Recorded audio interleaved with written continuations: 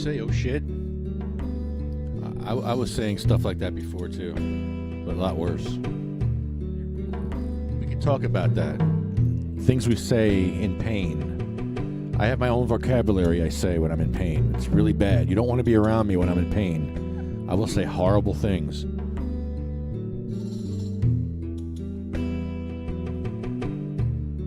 Hello everybody, it's Thursday night. Let's get this thing going. Yeah.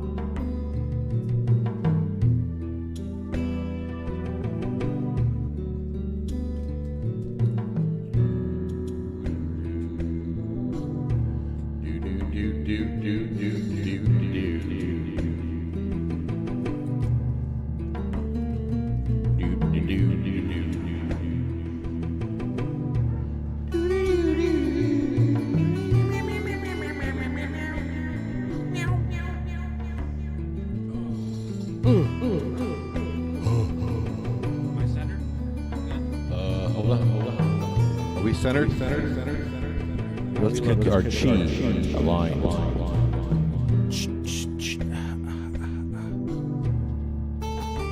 Chi.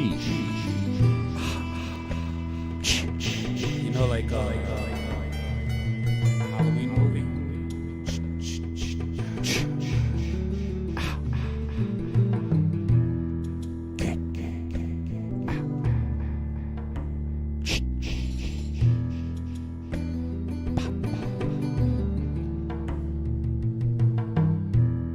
Did I share this properly? I don't know.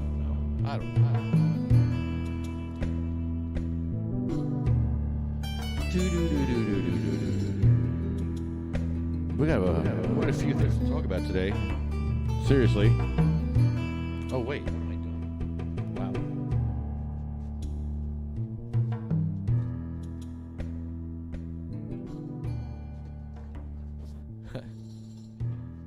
Jeez. You got your headphones over there? Okay. Let me know if it's too loud or too soft or if you need more echo. Echo. Oh.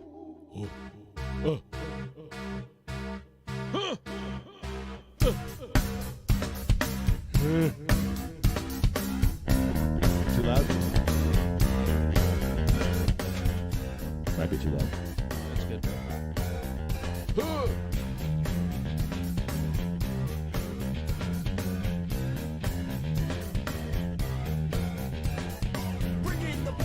I'm gonna get mine. Go do the crime if you can't do the time. Don't tell me how you're off and down. When you're smiling in my face, but you play me like a clown and you fool bitch. So just step back.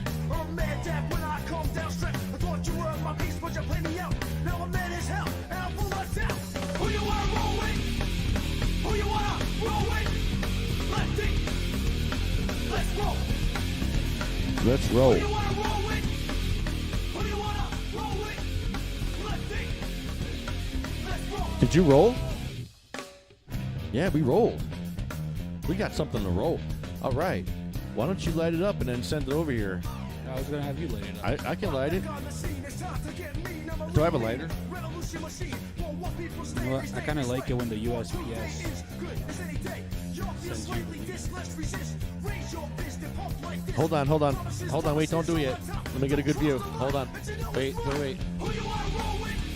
This is better. There we go. All right. Go for it. Oh. Look what the mailman brought me. Oh.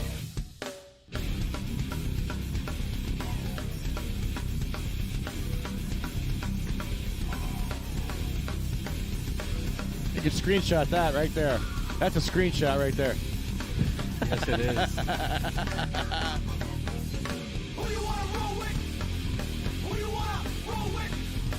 Yes. Let's smoke.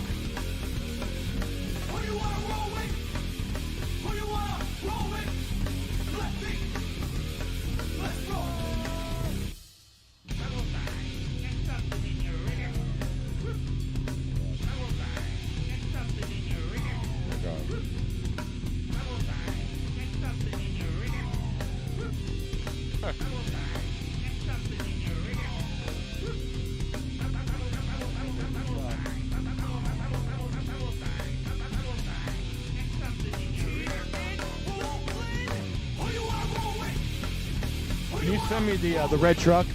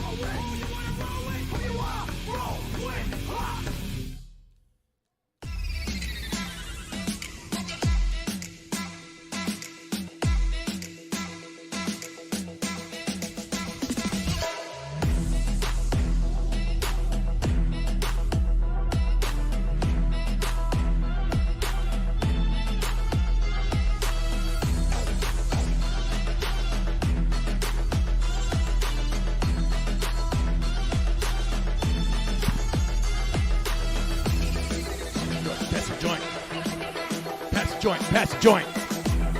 Pass the joint. Pass the joint. Pass the joint in the red truck. Pass another joint in the red truck because it's fun and we like to do it. We don't know why, but we love it. It makes us feel real good when we pass the joint in the red truck. In the red truck. There you go. We love to pass joints in the red truck because it's fun. I think you get more high that way. Yeah. You get more high when you pass it in the red truck. Yeah! This is fun. This is fun. We have some really good activists calling in today. Jim Miller, Derek Shirley, Getting High with Cats will be here also.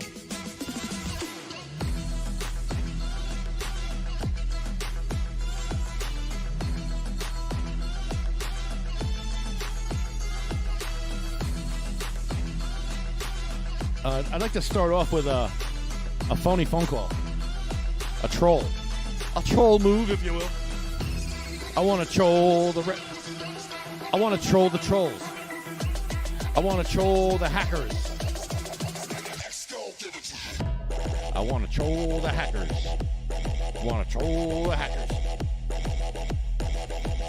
I get an invoice here for Geek Squad. I didn't use Geek Squad. So I'm going to call them. I have an invoice here. I'm going to call them up. See what they have to say. These are always fun. I love these. These are great. The only thing that's better than this is when they actually call you live on the podcast. That's even better. That's happened like twice.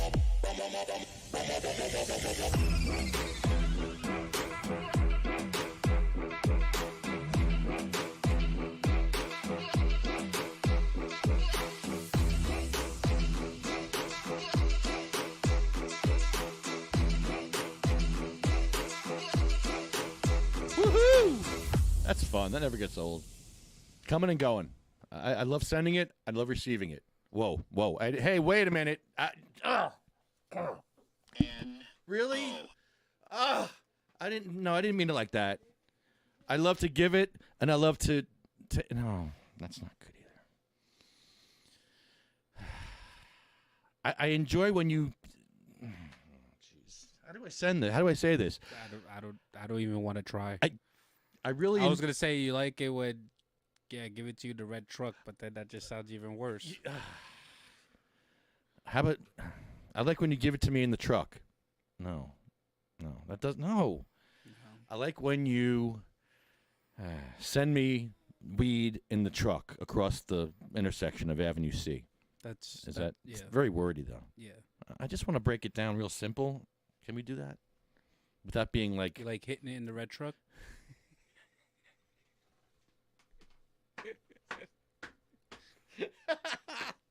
Yeah, hitting it in the red truck. Right. I love when you hit it in the red truck with me. There we go. That's not too bad. We got to figure this out. This is fun. Here it comes. Hit the camera.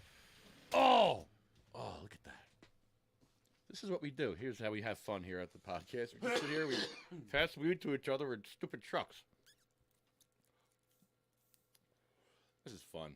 I look forward to Thursdays. I really look forward to Thursdays. Just doing simple, fun stuff like this, passing weed in a truck like Mr. Rogers. If Mr. Rogers got high, this would be what he'd be doing. Does he have a kid? Maybe he has a kid that does this. Has a basement like this, but doesn't share it because he's embarrassed. He doesn't want to ruin his dad's legacy that he's a pothead. He wouldn't anyway, though. I bet Mr. Rogers smoked weed. I mean, nowadays it can just boost it. Boof it? I mean, you could do that too. It's America. In the red truck. It's America. You want to boof it? You boof it. Oh, let me get my my voice on for this. This is going to be a fun phone call. I look forward to these. I look forward to when you control the hackers. When people try to hack you. Oh, somebody tried to get me for money this morning, pretending they were Lance. And they almost got me. They actually had a video of Lance. They played a video of him to make it seem like, yeah, I can't hear you. I can't hear me. What?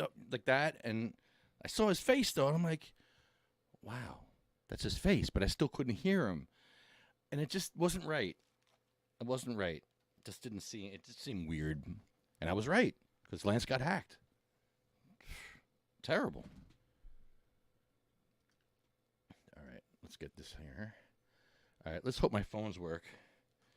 Let's try this. I got a phone number here. I'm going to try calling it. Uh-oh, jeez, I just lost it.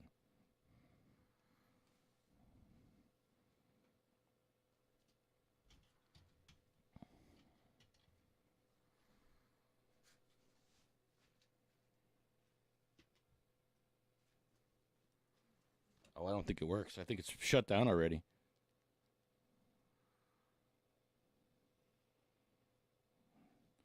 I think it's shut down already.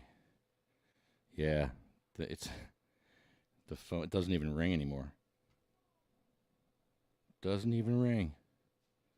No, I thought I got them. There's stuff to download here, so maybe that's what they want. There's an 802 number, 802-200-2611. All right, 802-200-2611. Let's try it. Here it is. Here it's Vermont. No, it's just beeping. They must have got shut down. Damn. I love messing with these guys. Oh, well. What's up, Chris? How's it going, buddy? It's all right. Can't complain. Yeah? Yeah. That's good. Yeah. Me neither. I won't complain. Same shit. Yeah. What are you going to do? Yeah. Curse. Yeah. I curse. That's my thing now. Yeah. When I'm me alone, I try to do it when I'm alone. Yeah. But I say bad things. Oh, yeah. It comes easy. It's good to let it out. I feel like I'm letting something out. I don't know why I do it, But like I get out of bed, I don't have to say those curse words. I just do, because otherwise I'm just going, ugh, ugh. I'm grunting or whatever, and I just feel like I need to curse. If I'm gonna have energy expelling out of my mouth, it might as well be a curse word. I don't know why. Why is that? Is there a psychology behind this? I don't know. There must be. Has to be. Maybe releasing some sort of dopamine or something, or some chemical makes you feel better. Maybe you want someone else to hear your pain, to know that. I guess there's that too. Maybe that, because you're cursing. You're actually cursing. You're not just going, ugh. You're saying something offensive. Yeah, I mean, usually you say it in your head like, fuck. Yeah. You know? Go in my head, it's there. Yeah. But I try not to say it. Yeah. It's like, I'm in public, and I'll stifle it in public, because I don't want to be like, look at that guy cursing in front of children in public. What's wrong with him? Yeah, in public, it's like, shit. You know? It's tough. Yeah.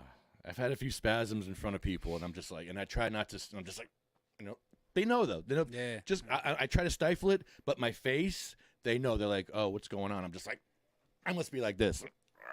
Yeah. So I'm like, shit, my spasm, my freaking back. Yeah. That's my, sciatic pain is dude. It is. The worst. The worst. When it goes off, and it's like 10 out of 10. Oh. So now, was this winter, still winter, but has this winter been worse for you? Average. Same. Because the hot and cold messes me up. You think that the warm weather would make me have a better winter? No. Right. No, it's the hot and the cold. Going from hot to cold, that's what messes me up. Yeah. So no. This is the first year I really, really went through like serious pain. Yeah. And I don't know, is because it's only been like 5 years. I think this year's gonna be 6 years since the accident. This is a bad year for you for pain? So, but yeah, this year, my 5th year is like my 5th winter, I guess. It's like bad. It's like the worst. Worse than last year? Worse than last year. And I don't know if it's maybe because now I'm finally settling in to like all the hardware in my pelvis, or just settling into everything. Yeah. I haven't had a surgery in quite a long time, like serious surgery. So like my body's kind of been, taking it all in. So I don't know if maybe that has to do with it. My body's finally settling in, or is there? I mean, I was pretty active, like moving around last year. So, I don't know. It could be a lot of things, but this is the first year where it was really bad. You're not so active this winter, are you? Well, I feel like maybe not as active, but definitely like I've been like my balance is a lot better. Like I have a lot more balance. Like in situations where I would usually fall, like I can like get myself out of by just quickly shifting my body, or my footwork kind of catches up, like in that sense. But I don't think I did more, but I don't think I did any less. Yeah. But this year, hopefully, I can kick it up. Yeah, I don't know what's worse, having a cold winter or a winter like we've had. I don't know. It seems like when winter starts for me, that's when my pain really gets bad. And it got bad, but no worse than any other year. I can't say this is like the worst year. I've had worse years. I've had worse years with my arm, where my arm was just, dude, just every day, 10 out of 10 pain. Out of my friggin' mind with that. Like that what's that called? The ulnar? The ulnar nerve? Whatever that, the funny bone that they funny call bone it. nerve, yeah. Oh. That's rough. That's rough. Yeah. No. But I mean, if it's anything like a sciatic pain, but for your arm, that sucks. And I get these weird spasms all the time. I get a brain spasm. I tell you that one? It's a brain spasm. It feels like my brain goes in spasm, and it really hurts for like a minute, and then it goes away. I get them in my ears. I get them in my eyes. I get them in weird places all over my body, because all my nerves are just shot. They're all just firing off, and I get it.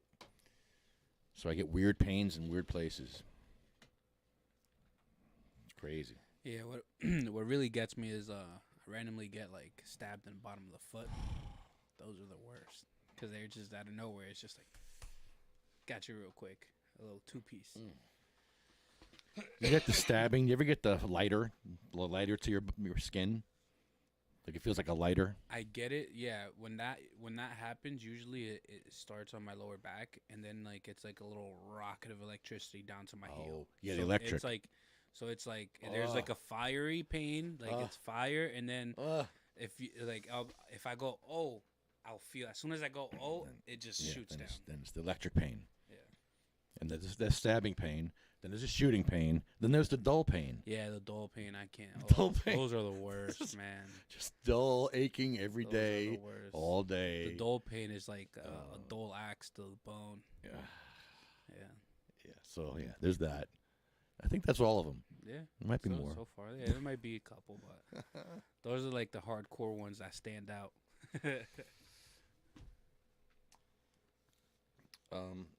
Here's our special for this week. We're going to start something new. Of course, it's not going to work. Oh, duh. Maybe it'll work now. Check this out. Your birthday, your birthday, your Oh, doesn't work like that? birthday, happy birthday.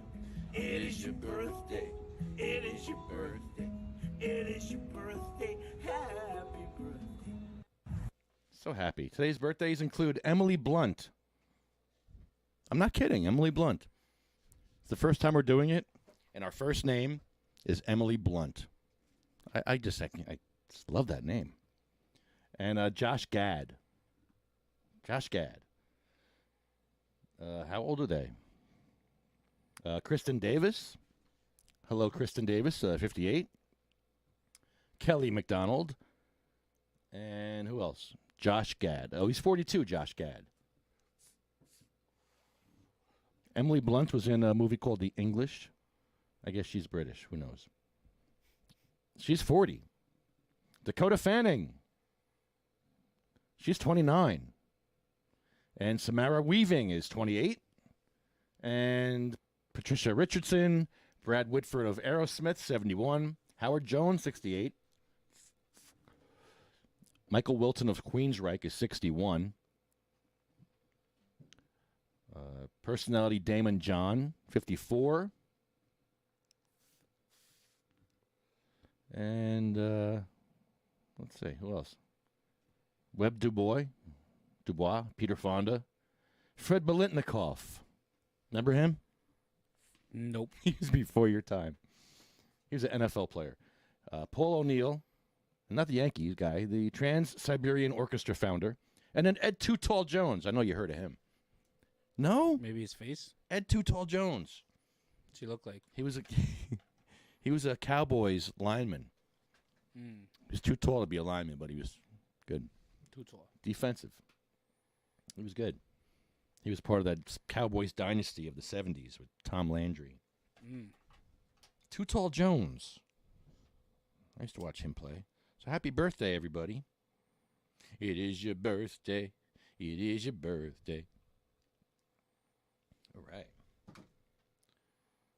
So we have Derek Shirley calling in hopefully later, and Jim Miller.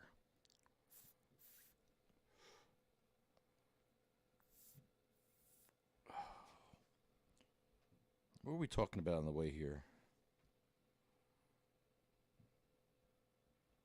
I was like, oh, we have to talk about that on the podcast. That was funny.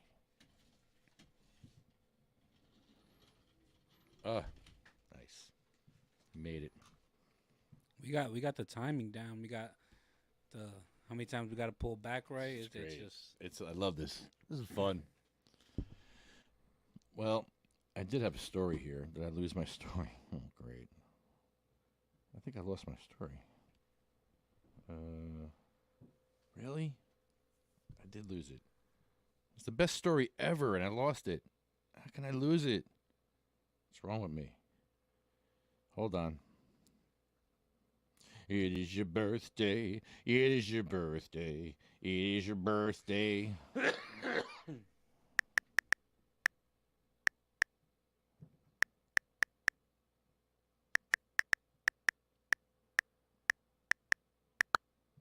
see. All right. Cannabis news. This is great. This is from Getting High with Cats page, gettinghighwithcats.com. And there's a great story here. I think you'll appreciate this. Where was it?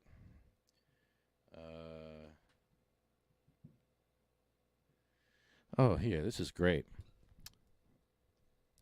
Dog left stoned after eating human feces containing cannabis at a beauty spot. There it is. Someone here? Let me repeat that. Dog left stoned after eating human feces containing cannabis. I didn't know that was a thing, first of all. I actually learned something reading this article. This is amazing. A dog was left stoned after consuming human feces containing traces of cannabis during a walk, which caused him to start stumbling about. 2-year-old Moose was out with his owner, Leanne Bacon Weeks. Leanne Bacon Weeks on the coastal route around Stumblehead in Pembrokeshire early this month when he started eating something vulgar on the side of the path. Oh my God, no! Don't do it!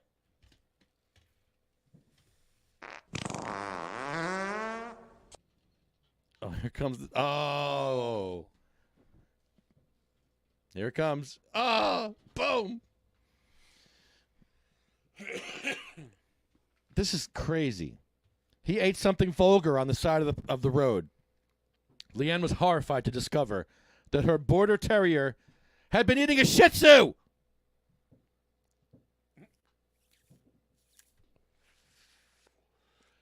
He had been eating shit. Sue.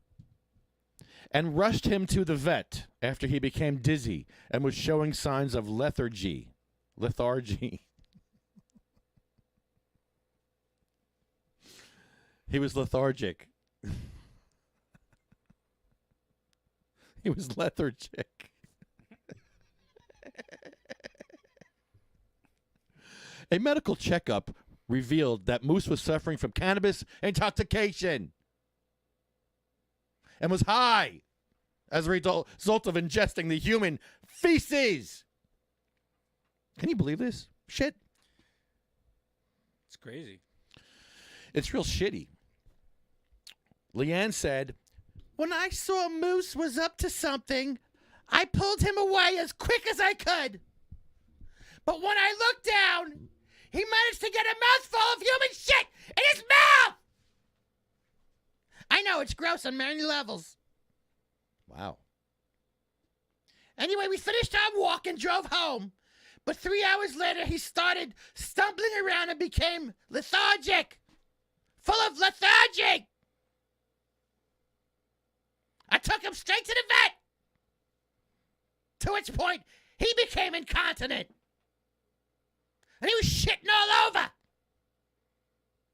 The vet kept him in there, put him on a drip, and gave blood. He was shitting everywhere. He was shit all over the floor. I slipped in it. It was all over my legs.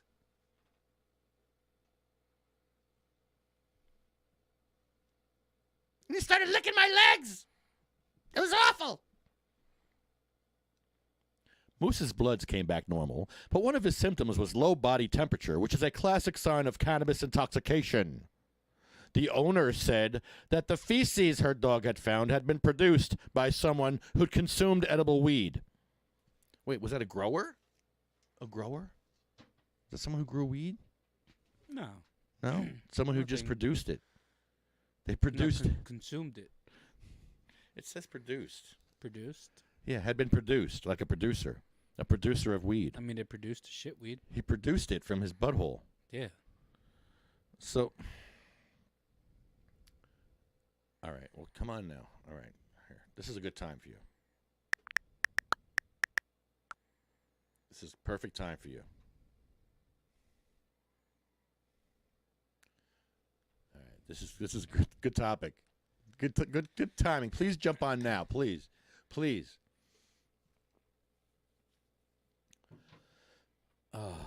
Yeah, it says here the owner said that the feces her dog had found and eaten and gulped down like it was like a steak,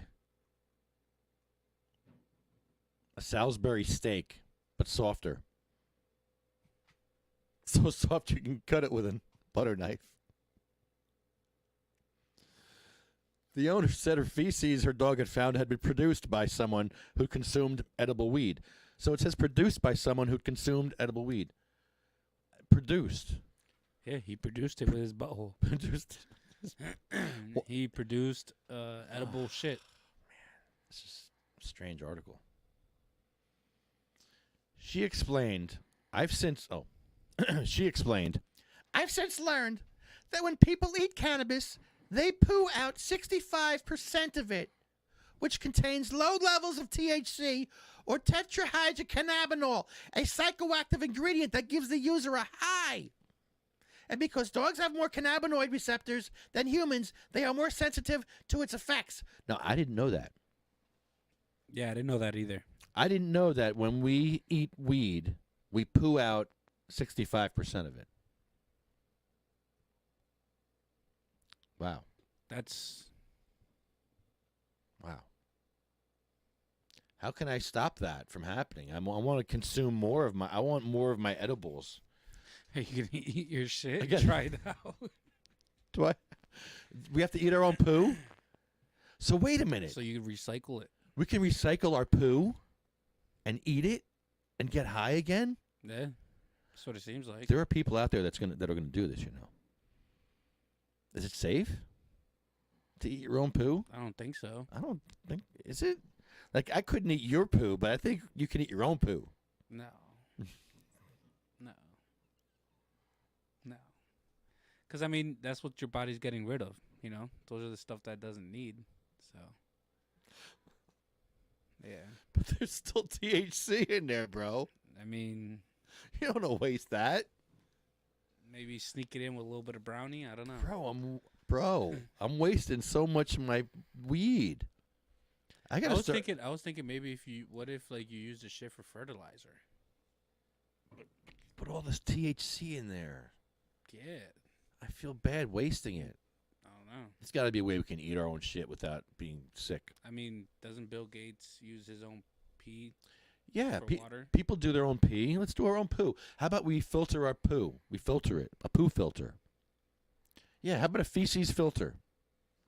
And we filter out, I don't know, all the Feces? the brown. All the brown. Anything brown. We don't want anything brown. We ain't down. Yeah, I mean, And then keep the green. Keep the green down with the brown. Well, down with the I don't know. green. Down with the green, flush the brown. yeah, I mean, I don't know how that would work. How about, all right, so if we eat corn and we infuse the corn with cannabis, because you're actually not going to, get rid of the corn. You're going to have corn in your shit. So if we infuse the corn with cannabis and then the corn comes through and then you eat the corn. Yeah, that's what we're going to do. We're going to have I don't know if infused corn in your shit. The hell? and eat I don't know if that's how that works. Right? Because I don't know. Yeah, I mean, I guess. I don't know. Because you have to absorb it. I guess you could reuse it. Yeah. Is there a point to that? Maybe science. We need a scientist. We need some science in this. We Yeah. need somebody like a human. Yeah. We need some test subjects. Yeah. Oh, well, yeah. We could do that too. But I don't know who's going to keep that catalog. What? Log? You said log? Yeah, log. Catalog. Catalog. Get it? Catalog.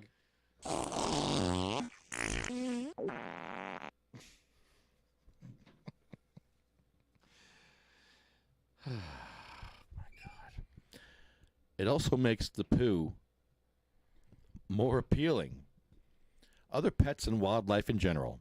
One recent study published by the Australian Veterinary Journal presented numerous cases where dogs' natural scavenging instincts had led them to pick up THC toxicosis. It causes incoordination, urinary incontinence, dilated pupils, and stupor in the affected animals. It's becoming an increasing problem as more people move towards eating cannabis than smoking it. So I wonder what if like a worm gets to it, or like Ooh, butt worms.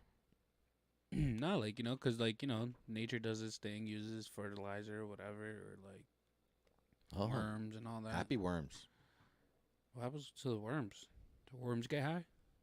I would hope so. I hope they have some fun in life. Worms. They don't seem like they have much fun in life. But they probably don't even know they're not having fun. Like a worm could be at a rave and not even know it. Just be like, dude, you're at the best party ever, and you're just like a worm in the dirt. Just you don't even know what the hell's going on. So he recovered finally. He became ravenous, and he got the munchies. Ha ha! It's funny, but also not funny. Lisa has shared the story to make others aware of what the dangerous substances their pets may be sniffing around while on a walk, like feces. Feces!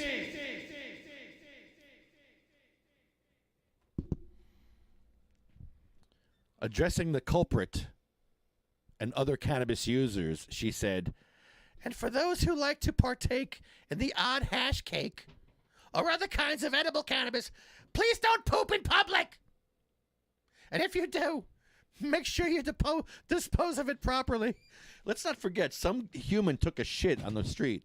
Let's not forget that. Yeah, that was my next thing. Like, where were you that you found just a shit on the road? Like, why would you even go close to it Newark? with it? But why would you even get close to it with your pet? Like, go ahead, buddy. Yeah, go sniff it see out. what it is. Sniff that out. Yeah. See what that is. Gulp. Gulp. No! No, Lucky, no. Lucky's incontinent now. Oh, And Lucky. the dog got the shits The too? dog got the shits now. Then the dog started shitting all over the place. And that made the owners puke. So everyone's puking and shitting. They're puking and shitting everywhere. What a story. It was the world. Groundbreaking news, guys. This is a great story that you can find on gettinghighwithcats.com. Go check out gettinghighwithcats.com. There's great stories in here. It really. I learned something now. I actually learned that you don't get rid of all your THC. Yeah, and don't shit in the street. Stop shitting in the street, people. The dogs are going to eat your shit. If you're high, the dogs are going to eat your shit, and you don't want that. So save a dog. Or shit in the bush. Like, don't shit in the street. Like, who would shit in the middle of a street? Like, right in the middle. There's just so many questions. Because, like, why would you shit in the street? Why would you let the dog close to a shit in the street? Why, like... Terrible. Terrible story. All right, let's get serious. Jim Miller is one of the greatest activists I've ever known, and he has a plan. I know he always has a plan, and I want to find out what that Jim? plan is. Hi, Jim. How are you? I'm doing all right. How you making it? Good, My sound man. okay? You sound wonderful. Hold on. Let me fix your audio. Takes you 2 I seconds. sound wonderful. Fix my audio. Which is it? It's both, because you should sound better. I'm in no mood, man. There we go. You're on the air. Hey, Hey. What's up, man? Hippie Tribe. Yes, hey. Try. dude. I like the name. I like the love name, it. man. That's a good group. That's the best parties in Jersey down there. They're so much fun. They party? Oh, man. Actually, just hanging out. It's a good bunch of people. You know. Oh, yeah. Yeah. Yeah, very helpful group down there. Very helpful. Yeah. So they're going to be out there with us at the State House on 3:30. So we got the South Jersey people meeting the North Jersey people, the Smokers Club.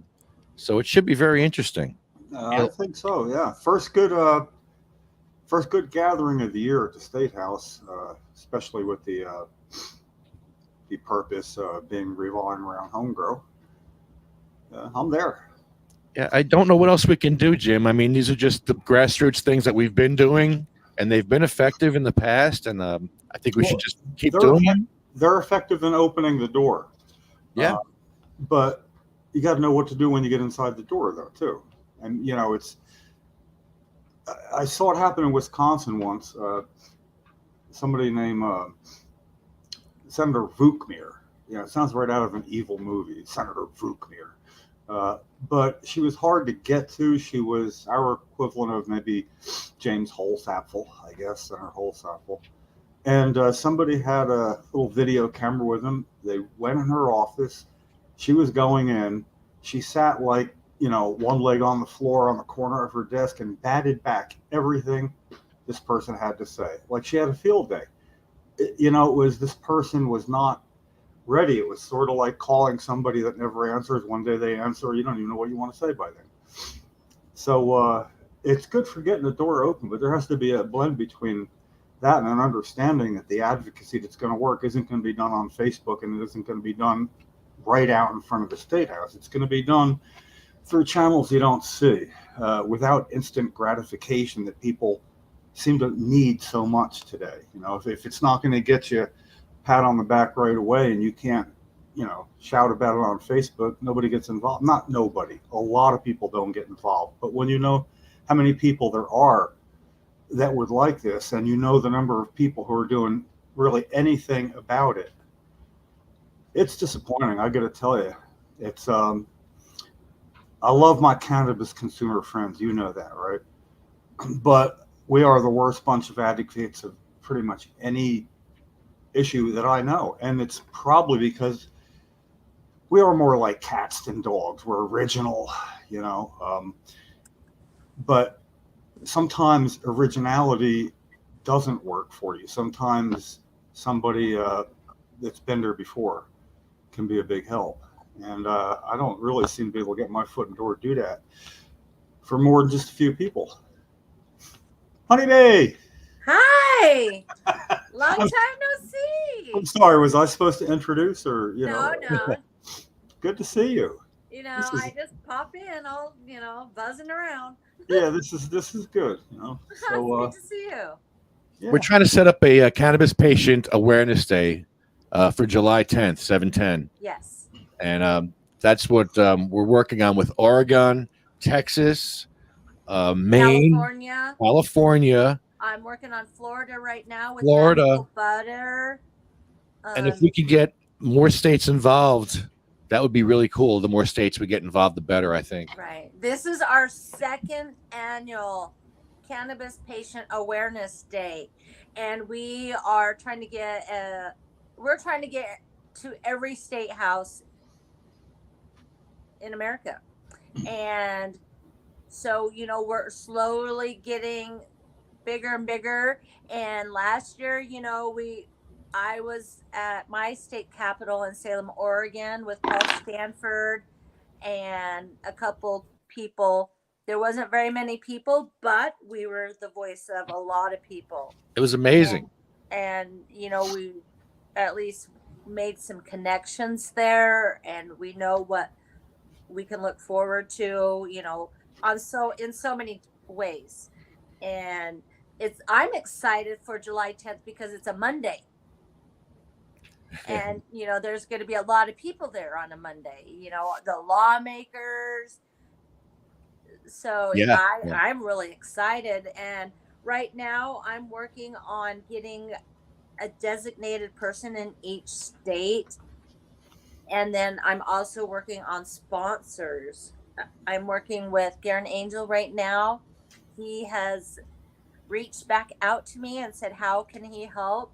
I have Chef Matt Cooks in LA. He does a lot of things. You guys can check him out online. You can Google him. His website's down right now. It's getting worked on. But he has a whole CBD line with olive oil, vinegars. He does cooking.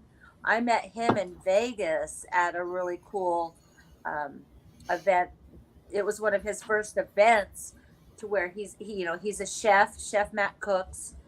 And this is just a great alternative for patients to ingest. Do you call him Chef Matt? I like that. That's pretty cool. Yeah, I call him Chef Matt. Is it a title or just what you call him? No, that's what he goes by, like on his website, Chef Matt. Nice. And I just like to call him Chef Matt. I It just like fits it. with him. Yeah. And Advocate Jim. All right. I like that. yeah, so he cooks with the food. He has these really nice parties, and he knows a lot of people in LA, and he loves what I'm doing and what you guys are doing. And I'm just trying to give. So not only, one of the things that we need to work with our patients with is how to ingest it. Smoking is not an option for a lot of patients, and it's not the healthiest option as well, but it's the fastest option, that's for sure. So I like to let people know also, myself, I had a half a cookie about 20 minutes ago, and I'm having a little bit of a smoke now, but I smoke a lot less when I started off with a small amount of edible, and then I back that up a little bit, and that's a little bit less smoke. It's just hard to, I kind of like the lungful, so maybe vaping that or whatever. But yeah, I didn't mean to interrupt, but it just, oh no, you're fine. That's great. That's a great addition to my this is a great setup we got here now. It used to be, phone calls, and who the hell is that? Where's that voice coming from? right. Except for like a phone and go, oh look, there's Chris. I got to look the opposite way. Right, Hey Chris. Hey, right. Things So on. This I isn't also on have straight. Lauren Fabro, who is willing to do, help be a sponsor as well. And during this day, we're going to have, like, in California, I'm setting up that so Matt could maybe cook or be on the Zoom call to where he's cooking or talking about what he has and how patients can consume what he has. And like Warren. And so I emailed raw rolling papers. And so I'm just starting at the top, and then I'm going to That's where you go. See if they can help me, because I know that with them advertising for us, that this is really going to get really out there really fast. So I'm really excited. I'm so excited that I'm probably driving Lefty crazy. Sorry, Lefty. We should have some dispensaries in Jersey too. Yeah. Right. So we're working on a sponsor letter right now because, as I'm learning how to get more and more sponsors, they're like, I need some kind of flyer. And not everyone has time to talk to me like I want to talk to them. Get used to that. So, we need volunteers. I have a volunteer page set up. And we're going to have one volunteer page for all the 50 states. All the states, yeah, every state. And Lefty and I will be the monitor of that. We're going to put a lot of really good information to where it's going to be like a one-stop shop of information that you would need. And, it's really interesting how when we go and interview or talk to people that are talk to the patients, the needs of like the elderly, there's a whole different spectrum of needs for them that I never even thought of. And I'm excited to bring those voices out and really, really make some, headway and, make our voice really loud nationwide. So it's it's going to get louder and louder and louder. I was asked people when they, talk about the elderly, what age do you start that at? Everybody has a different answer. Well, come on now. Yeah. What age do you call somebody elderly? I'm asking you. Well, me, yeah, I would say like 65. Oh man, I'm in that. I've been in that club 5 years now. Oh, you can retire at 65. Let me scoop over a little here. 75. 75. Yeah. No, I hear what you're saying. I'm messing with you, but it's. I found a long time ago when Kennedy went out. First time we talked, and somebody else said, retirement community could not believe they were the best audience ever. The best. They were just like really interested. And, you know, I feel like I incorrectly profiled somebody because I was surprised and I shouldn't have been. It's, I remember way long time ago when I was building decks, and this guy he was 72. He seemed much older as I look back, but he was 72. And he told me how his knees obviously hurt, and I took a shot. You know, I explained, you know, that I got an organization and just started one at the time, and he was so appreciative when I offered him I'd roll him a couple of joints, so I did. And it was the end of the day, and he heard a car door. He's out back. Goes, "Oh no, my wife's home." and I'm hurrying up. He goes, "Better hurry, because she's gonna want some." You know, so like, and I got such a kick out of this 72-year-old guy hiding. He was smoking from his wife, only because she might want some. You know? So anyway, you know, you should know better than the profile, you know. Yeah. Or one other time when I was at a concert with my friend Mike Kessler, patient burn victim, and I went to see Eric Clapton and somebody else at the used to be called I forget what it's called now. It was the Garden State Arts Center right off the Parkway, you know, Homeville, and we were trying to make sure we were sitting in the lawn seat section, not near any kids, you know, because we're just trying to do this right. We finally settled, and there was, I mean it nicely when I say a frumpy old lady, like just sitting on a blanket there, and I'm trying to hide, and I pass it to Mike, and I don't know if you know Mike, but he'd take a toe and go really dramatically, you know. And everybody's looking at him, and she's like giving him the stink eye. and then we're all standing up because I don't know, it was a stand-up sort of song. And he's over there like on my left, and she's doing that again at him, and I'm kind of feeling uncomfortable. And he goes to her, "You want some?" She went, "Well, yeah." And again, profiling, you know. Yeah. So like, it's good that we get to interact with people at that point in their lives when it really can do them the most good. So yeah, I'd put that right at the top of the list of subgroups of people to target in a way that they'll understand. It's funny that you say that, because I've been in those situations many times. Yeah, right. And one that stands out is when I was in Miami with my cousin. We were smoking a blunt, and we see some guy cutting the lawn, and we're just like, "Oh man, we better cross the street with it." You know, just, you know, he wasn't old per se, but I was younger, and I would say he was probably in his 50s, maybe mid 50s, and we thought that he wouldn't be okay with it. So when he smelled it, he was like, "Hey guys," and we're like, "Oh shit!" We're like, "Here we go." So we went back to him, you know, put it out real quick, and then try to be sneaky. It's like, "I smell that." It's like, "You guys are like, yeah, we're smoking some weed, you know." He was like, "Why'd you turn it off? You're not gonna offer the old guy some?" So he's like, he invited us into his patio and stuff, and we smoked with him. And we just had a conversation. Like, it was just, you know, we're all human. So that interaction like changed my perspective, you know. And I was probably like 17 years old, maybe. So like 17, 16. So it changed my perspective. Like holy shit, this guy, you know, he even offered us a beer, and I was like, "No, man, I just smoke." But yeah, you know, like it was kind of cool because yeah, I'm like, "Oh shit," we crossed the street and everything, and then he calls us over, and it was all good.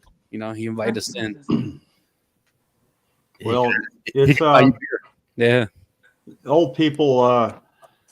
It seems like I've always been fascinated by. I've never been to Japan, but the rumor is that they have respect for their elders, and I always wondered what that would be like, because even at the time I was hearing that, I wasn't any kind of elder here, and I'm thinking like I should give that some thought, because it makes sense, you know. I mean, also because if we're lucky, we'll walk that path one day. And I find that to be the case within the cannabis community, though. When I go to a hippie tribe, I call them a good vibe hippie tribe. When I go to one of their gatherings, I'm more comfortable there. I don't mean because I fit in age. I'm not the oldest person there. It's I love watching people that haven't been there show up, and they look around and they see what they see. And if you've been there, you know what I'm talking about. It's like watching a kid at a Major League Baseball park. You always see him the first time there. You know, the father got maybe one son, sometimes a couple, and it's that wide-eyed enthusiasm. When I see somebody bringing what appears to be an upper 70s-year-old grandmother and a little stooped over, walking slow, and her head looks up, the look in her face is the same thing I see in those kids' face at a ballpark. And it's like you look for the light at the end of a tunnel. It's a 50-year tunnel for me.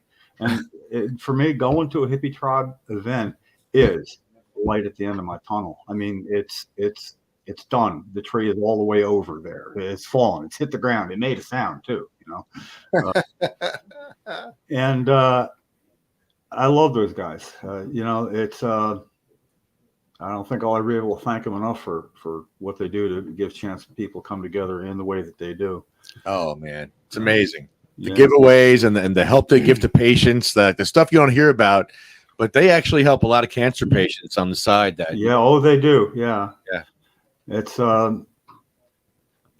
just they go perfectly at that light at the end of the tunnel. It's probably the first thing I'd want to see is something like that, because you know how you hear about corporate cannabis and concerns, and this is the opposite of that. On the other side of that coin, there is the understanding of what goes along with that. I used to tell people when I'd go to Rob's festivals in New York, I'd say that if you see somebody you see it physically needs aid, you see Burton Aldrich and he's got a wheelchair getting around pretty good. I said, you go ahead and pass by and give them a joint or save, you know, your roaches. I mean, if you don't want to give something away, and just say, would you like these? And they're not going to feel insulted. You're going to get thanked twice. Once you're going to hear it to your face, and once later on when you don't know they're smoking and their pain's going away, they're going to thank you again. You just won't hear it. And you know, I would hear that would work. You know, I'd want to make sure that I probably didn't have to remind anybody about that there, but I mean, even that doesn't come close to the vibe I get from that hippie tribe people. You know, I just got to wear my colors. And I'm glad they don't come out backwards too. You know, it's a good setup. Look at that! There you go. Great. I like his new logo with the that's feathers cool. too. I like that one. But the new one with the feathers, that's a cool. I didn't see it yet. I'll be there tomorrow. So. Where did you get that? Is that yours? No, with the hippie tribe. Well, they sell these and occasionally they give one away. Oh, cool. Yeah, I'm under contract. I gotta explain it when I'm there. I'll get a new one, you know. So I just want to touch base back on Thursday because this is officially called what? Because I have a hard time finding out exactly. It's the I know what its purpose is. It's well-rounded, well visited purpose, but the fact that it's always about patients in one way or another, but the fact it's about home grow, and you know me, for me it's all about home grow for patients. I'm a patients first kind of guy, because if it's going to be one then the other or one after the other, it's patients that are front of the line one damn time. We get stepped over, Jim. Yeah, but I want to make sure I'm not being misunderstood. There's probably more patients that aren't registered than are. And there's people who are patients and don't know they're patients. You know, it's just like, you know, I feel so lost and I feel way better when I yeah, okay, you could call it high, you could call it something to relax when your mind needs to slow down and get rid of a little bit of static. And so there's just stuff going on with Homegrower that nobody can see. It moves so slow, you can't see it when it does move. And like I was saying before, the real work is being done off of Facebook and out of people's view. And a lot of the people that are doing the work, you know,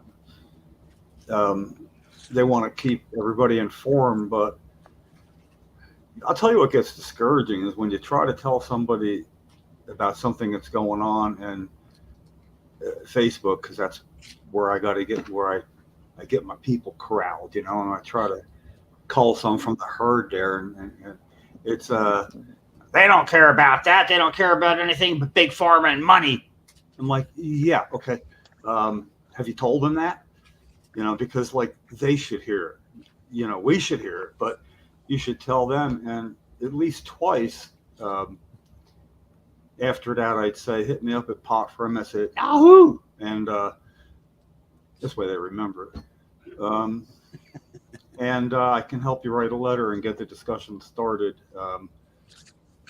And I've done. 2 people have gotten back to me and taken advantage of that. And thing is, with me, once again, trying to write the initial contact letter for people with their own district's constituents, 2 assembly people and 1 senator, that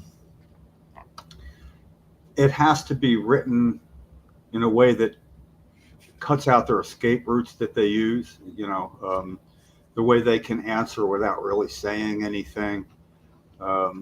Something for them definitely to do, they can do, like talk to a specific colleague, just ask for them to have that conversation, you know. And I spend most of my day now looking at things like, gee, are they next to him on the seating chart? I could say, come on, he sits right to your left. Why don't you get him at the net? You know, I'm trying to do all that.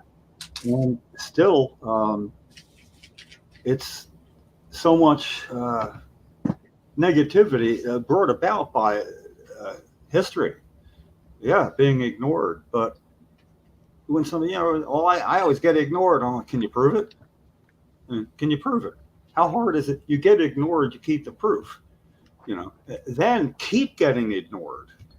And, you know, and then have somebody write a letter for you that if these letters should make their way to a website like letpatientsgrowNJ.com, and then you could call that person's staff and have the conversation and say, well, you better go to letpatientsgrowNJ.com because these letters are been up there for about 6 weeks, and that email trail's pissing people off, and anybody can find it. As a matter of fact, I could tell my friend in China to look at your letter, and he could look it up just as quick as everybody. Oh, I could tell members of the media how you ignore people and then offer them proof by showing you ignoring multiple constituents or blowing them off. Oh, what you said one time, you know, and the specifics, I found it does raise their alarm bell. It's something that works going through constituents because they can't ignore constituents. That's actually their job, you know, to represent their constituents within that district. And I would have thought I've been swamped, you know, as it is, but I'm not. And I'm writing letters specific to the specific legislators. They're all in larger groups, but each one has something. Like, it's real quick to find out if they're a freshman legislator. When they're a freshman legislator, I want to remind them how their constituents will like them reaching across aisle to ask the head of a committee from the other party to please hold an informational hearing. And that's all I'm asking you, to ask this person to please hold an informational hearing. And then, you know, you got something to go on. There's 8 sitting assembly people who voted 6.5 years ago against post-traumatic stress disorder being an allowable indication, knowing that 3 veterans spoke eloquently about how 22 veterans were committing suicide per day nationally. And, you know, you can extrapolate in New Jersey because we're about 2.5% of the population. So doing that, the vote passed 56-13 with 13 assembly people voting against it. Now, they knew the vote was going to pass. They knew it was about veterans and committing suicide, as well as everybody else, and rape victims, people, victims of abuse, all these. My God, it's like it should be a gimme. And yet 13 Republican, and I just say Republican, not to slam the whole party, just that it was some kind of statement. And I never figured out what was the statement that might have been. Now, here we are 6.5 years later. 8 of them are still assembly people, one's a senator.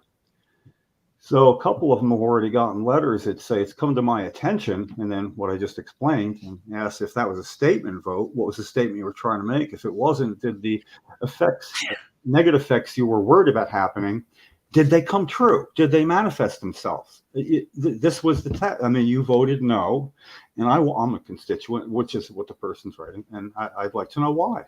Now, they can ignore that, but then the constituent, because I'm doing the writing and they're, funneling it off as their own, says, I would be inclined, okay, if you would talk to, in this case, say, Assemblywoman Reynolds Jackson about her home grow bill, her version of the home grow bill, I would be inclined to think that the history of your bad vote on A457 6.5 years ago would fade back into the past where it belongs.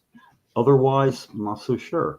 It's somewhere between extortion and blackmail, saying, I'm going to make sure everybody knows about this, and you can explain it to everybody else. Or you can talk to the assemblywoman, and then no matter how you vote or feel about it after that, can say you did your due diligence and looked into it. It's not a knee-jerk reaction. All that, I spend my day going somewhere between being angry at people I don't know who are legislators, and then feeling good about hoping we're boxing them into a corner. You're talking about, we don't know what else to do. Lefty, you got the door open. Every time you do something, it's up to other people to act on it in a way that directly engages the legislators who are the point of their contention, their discontent. And I try to make it as easy as I can. So if I write the letters, I ask why you're concerned, and if you're a patient, whatever you might want to say about it. And then I take their words and fit it to where legislators could say this person's really well informed, and that's going to scare them. And they use terms like the other chamber. When you're talking about senators, and the other chamber, of course, would be the assembly. It's words that they're used to hearing in their own discussions. And I know that might get under people's radar, but I can write the best letter possible. And I just think that it gives people a foot in the door. And if otherwise, if I have a copy and everything can get up onto letpatientsgrowNJ.com, when that happens, we're good. And I don't want to dominate a discussion here, except for one more quick thing is You're fine. Jeff King did that. He's in Senator Gopal's district. So, of course, Senator Gopal authored the adult home grow bill. Singleton authored the patient home grow bill, and then they both became primary sponsors of each other's bill. Senator Gopal was not for medical marijuana. He wasn't against it. It was just that one time Jeff King, I love his simple advocacy. He just goes straight from here to there and doesn't really, bat it about why. He was engaging Senator Gopal on his Facebook page, just in a little thread was going on. And the good Gopal said, instead of trolling me here, why don't you hit me up legit? Get in touch with my office. You want to make an appointment. Wow. To which, and I saw Jeff forwarded me what he typed back. And it was, Jim Miller said, you'd probably say something like that. So the last 2 emails you've ignored are up on letpatientsgrowNJ.com, and go ahead and take a look at them. And sure, I'd like an appointment. Let's let's do this. He was back in like 5 minutes with a whole totally different tone, and it just accelerated from there. So the fact is it was a constituent who was going a step further on his Facebook page, but the fact that there was a record of it, can you prove it? Yeah, I can prove you're ignoring me. To be able to say that, it worked. And it worked last year to gain a Republican co-sponsor with the very few people that were doing this. My only problem is I'm going to lose track of things if it gets traction. And I'm going to need to find somebody where I can just send transcripts of what I get, and they keep it in an order that won't get lost. Because those of you that know me at all know I am the last person in the world to keep track of anything without losing it. That's not for me. I can write the letters and I can get into legislators' heads, but so anyway, this could be my gig on the 30th. I'm gonna be bringing some information about that. And also, quick 15-minute selfie video attachments, just saying anything at all like, yeah, listen, I'm a real person. I want you to look me in the face, and I want to tell you it hurts. And I don't like hurting from my kids. One of my kids caught me crying the other day because I didn't have my medicine because I was saving it for later on, blah, blah. And anything you want, 15 seconds, and it makes it real. And then the words are different. I put up something today on Facebook. I get tired of it. I kind of turned on the thing and had something to say, and then turned it towards Nick Scutari 2 years ago, saying how, we could talk about medical marijuana for patients, but it would only be for the sickest, the ones that hurt the most. Swear to God. But it's something, me turning the video, and you can hear and see Nick Scutari saying it because I'm running that, and then back to myself. And I got a little bit pissed off. So maybe people can't really tell from my words. I mean, capital letters. Oh, capital letters. That means he's pissed off. It means you're pissed off when you're yelling at your freaking camera, like, why is it urgency? So it's always going to be one take and embarrassing, but I think I'm going to start getting them out. And patients. Well, that's great. Can I interrupt Rob right now? Please. Because you know what? Since I'm setting up the Cannabis Patient Awareness Day, one of the things. Uh-oh. Now we lost her. Now? All this time you were fine. Now you're gone. Hurtful. This is hurtful, not helpful. Well, let me take the time to say, I was going to say, Jim, maybe these next upcoming events, maybe we can get like a email log, and for the people that are interested. That'd be great. And like kind of like what I do for the burn up cleanup. I take their email addresses, and so I let them know about any event that's coming up. So maybe we can do that with sending out these templates out. Yeah, well, basically, it's even beyond a template, because I swear to God, some people don't know what templates are. This is a copy paste. If you like what it says, if you want to add something, create your own second paragraph, go wild, and it's that easy. But yeah, if it would help if it wasn't coming from me a lot, because everybody knows I'm really not short on ideas. And the thing is if they all worked, we wouldn't be here right now. You got to have ideas. You got to try new stuff. This is it. How about this? Why don't we have have people sign petitions? Have it be like, attach your name to a letter, and then every person that signs send a letter in their name, because you got them to sign that they said they would do that, and then you can just do all the legwork, and that's the template that you were just like, hey, you want to do some activism? Sign your name right here, letter in your name, boom. We should start doing that, Lefty. Yeah, one-click activism. One signature. I mean, activism. we sign can, and drive. we can actually set that up. You know, I can probably have my tablet and then have them just have their email set up. All they would have to do is just pretty much just put their email in and send it. As long as you had a record, like a agreement contract that they, that's what they want you to do with their click, then boom, for every click, send a separate letter. All they would have to do is just sign. Yep, send a separate letter in their name. And these efforts are not mutually exclusive either. It's not one or the other. So I think that's a great idea. That's really the shortest from here to their point to get somebody involved. So yeah, just have it ready. Just have it, have it written out, and then each email, if they agree, they send it out. Even though all they would have to do is sign, put their email, and hit send. And then they can also, if they want to follow up themselves, be encouraged. Go ahead. A week from now, this is your legislators' email addresses. Fire something off. Tell them you wonder how they took it. Ask them about it.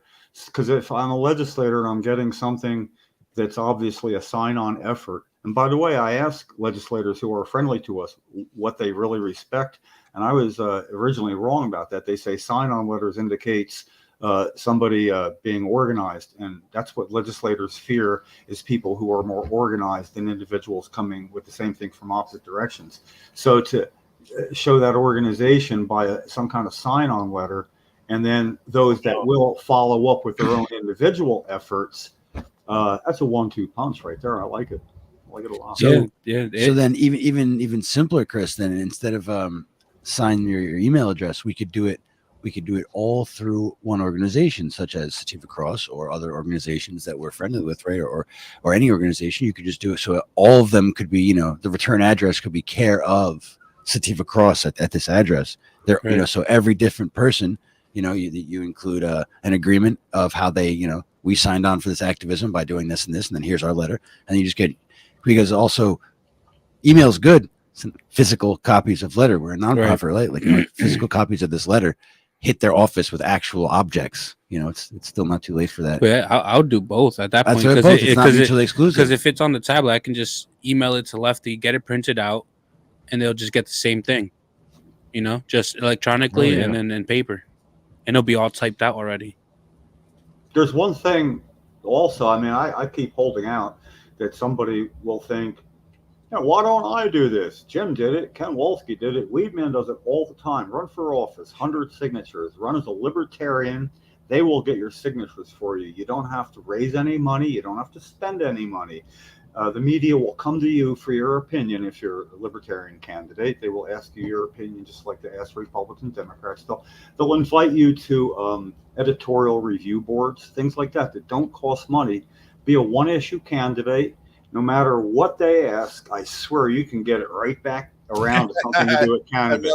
I love this. Do it for fun. I did it, and it was one of the best times of my life. And I'm really kind of a shy person, but I had only one event that I spoke that wasn't something I was asked to come to, and that was I got a hell of a Halloween parade in Toms River, and I was asked to come speak to a bunch of drunken revelers that were all wearing costumes. And I could tell you that was a weird view at the McIntyre's bar on 37, because, I was pretty medicated, and I was, looking at giant M&Ms and a dinosaur head cheering for me and stuff, But I told them I'm a what they call a one-trick pony, but it's a really good trick. It would have to be in you only need 100 signatures to run for senator or the assembly. Do it, Lefty. 100. If we could just find some people, I can't do. Actually, I couldn't have done it then for a lot of reasons, And I did, knowing I'd be under people's radar. And you just tell them, listen, I'm the one that has to do the work. You ask a Republican what he thinks of a Republican bill. I'll tell you what he's going to say right now. You ask a Democrat what he thinks of a Republican bill. I'll give you a good guess what he's going to say right now. You ask somebody who's a libertarian what they think. That person has to do homework. There's not going to be other libertarians to say. So I'd have to have a Democrat in my office, a Republican in my office. I educate myself best I can, invite them both in, let them go at it, and say, you, out of here. You don't want to talk longer. It'd be like that. It's a fun thing to do. And, you don't have to be a weed man to do it. I did it kind of because he does, and he made it look easy. Well, Jim, how did you do it? How did you turn things around? Say I was a reporter, and I asked you, okay, sure. Jim, how do you feel about the train derailment with the vinyl chloride all over? How do you feel about that? Oh man, what a mess that is! And where that happened, they're going to be having a lot of health problems, is the worry.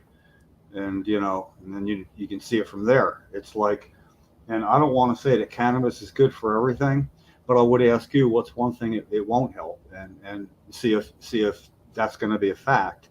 The chances are there is going to be even more reason then for New Jersey patients. I would always be arguing to have a legal way to buy this, But the one time they asked me about, how do you feel? You live in Tom's River? Yeah. What do you feel about dualizing Route 9? They had me, I said, I got to tell you, that's a good question. I was riding down Route 9 one time with Cheryl, and late wife for MS, and there's like potholes all over, and she was asking me the same question, except for like right in the middle, she went, "Ow!" when we went over a pothole because she hadn't had any marijuana and her back was really stiff. And one guy started writing down something with a pencil and he just threw it over his shoulder when I I give up. Yeah. It's a weed story. Damn it. They don't get it. But here's the point. I wasn't going to make a difference in my own district. I got 4.28% of the vote with one issue. Neither other person supported it. That means if either a person had supported, and I asked the Democrat, Berta Winslow, I will help you with this. I'll get you whatever votes it will get. Oh, no, I'm not for that. Okay.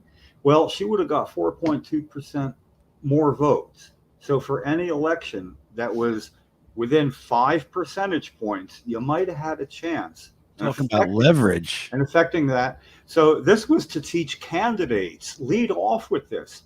The only reason I ran, the Libertarian Party is weasels. They asked Ken and me to come and talk to their state conference. And I went there telling them everything about why they should lead off with this. I gave it all to them. And the guy, I think that 3 of them were called Steve. So I'll take a shot, Steve. There's a lot of Chris's around sometimes. Okay, Steve. He said, listen, why don't you run? And I told him 3 or 4 reasons why I couldn't run. I hadn't paid taxes in like 3 decades. Shouldn't have said that. Oh. Well, I did. I was just saying maybe that would be an example. Oh, you think I really give a shit now? I skated out. I'm on Medicaid. I work so few quarters. I didn't work 10 quarters, so I'm not eligible for Social Security. However, I am Cheryl Miller's surviving spouse, so I'm getting Cheryl's Social Security. Isn't that wild? That's good. But anyway, the inspection sticker on my car, this dog hair between it and the window, that speaks for itself. There's all sorts of little reasons. I might not have even been living in the address, the right district, same district, just a different address, and I never changed. I smoke pot regularly. Also, I've been arrested 3 times. It was, all about pot. Protesting, not getting caught. Actually, I was making them catch me. But I told them I'll give you 15 minutes. When we're done. And on the way out, I talked with them 15 minutes. And I realized I was just looking for a way for me to say no, and asking somebody else to do it for me. And I think lefties heard me say this, that when Cheryl's dying, and I told her I couldn't keep up the activism anymore because I'm really tired, and she said, no, you can't do that. I never pictured she'd say that. I walked right into it.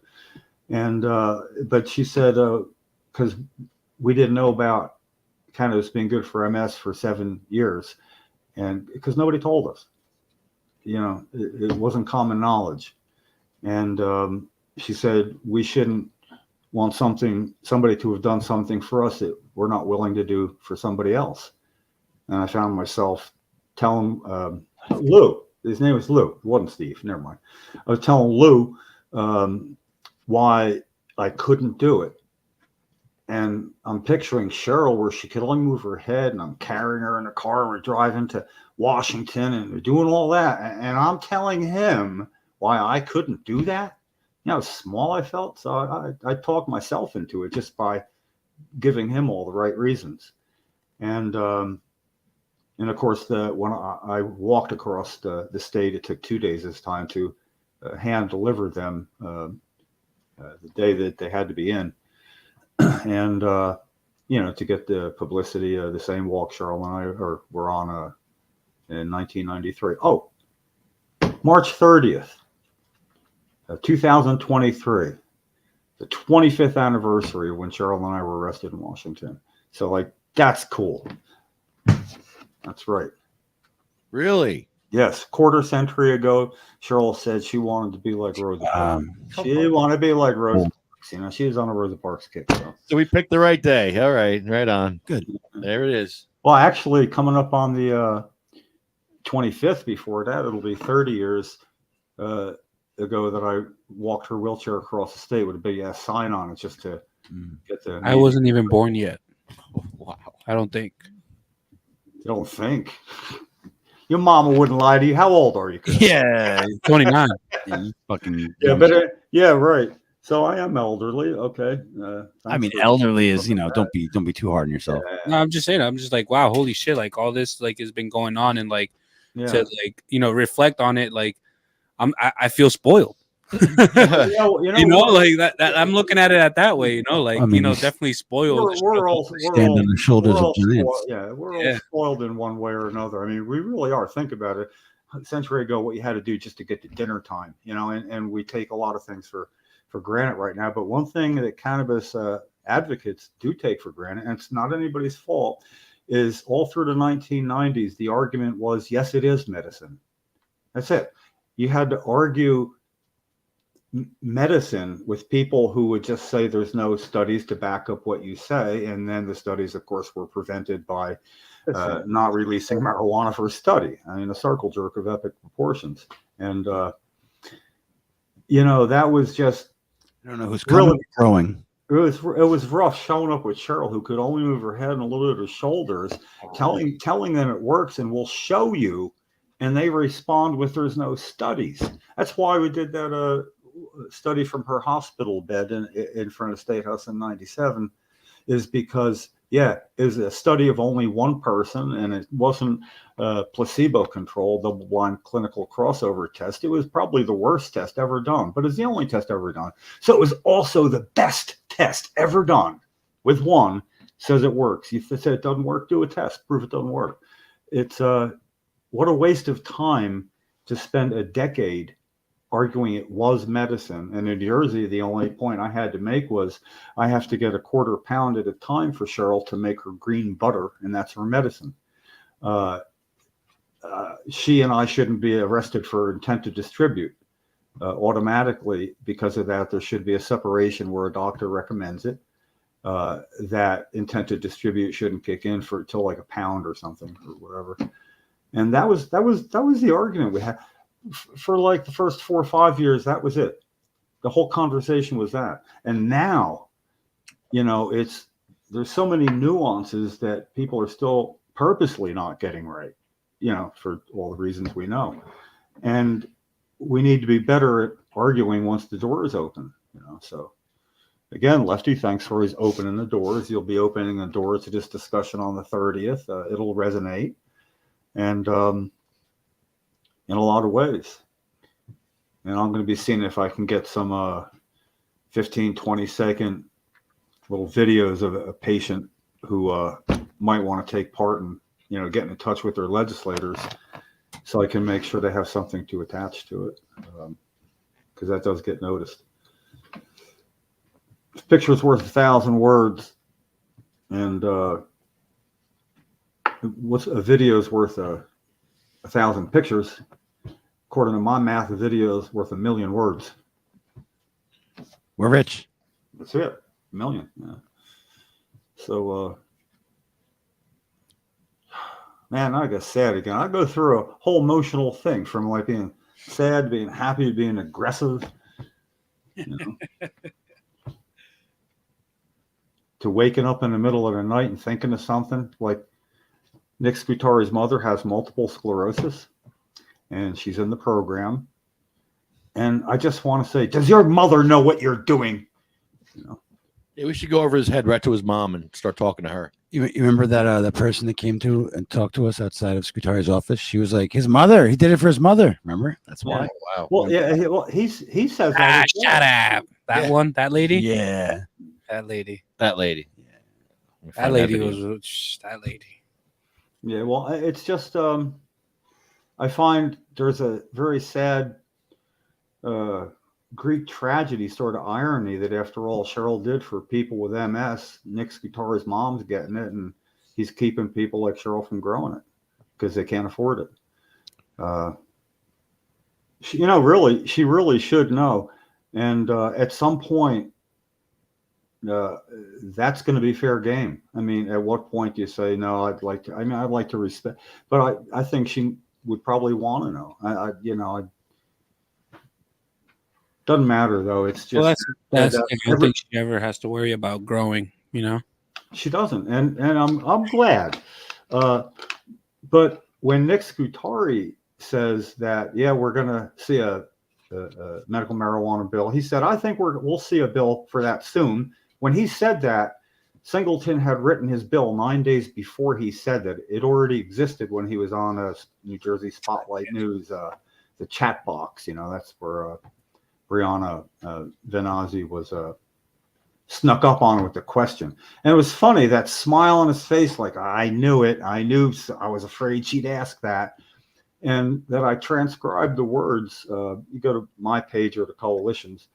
Not only can you can see him do it, but listen to how he qualified after he said, yeah, I think you're going to see a medical marijuana patient bill in the near future. Not today, but you're going to see one, and only for the strictest, the patients with the most pain, with situation. He started stumbling as soon as he said for patients, thinking, oh my God, there's 100,000 patients.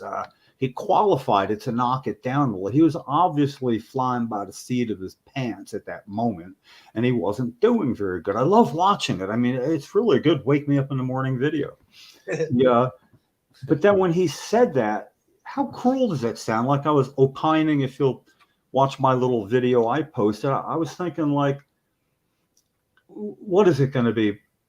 Cheryl had primary progressive, and that's the bad kind. It goes downhill. There's no respite along the way, and relapsing remitting. So what? Maybe only primary progressive and not for relapsing remitting.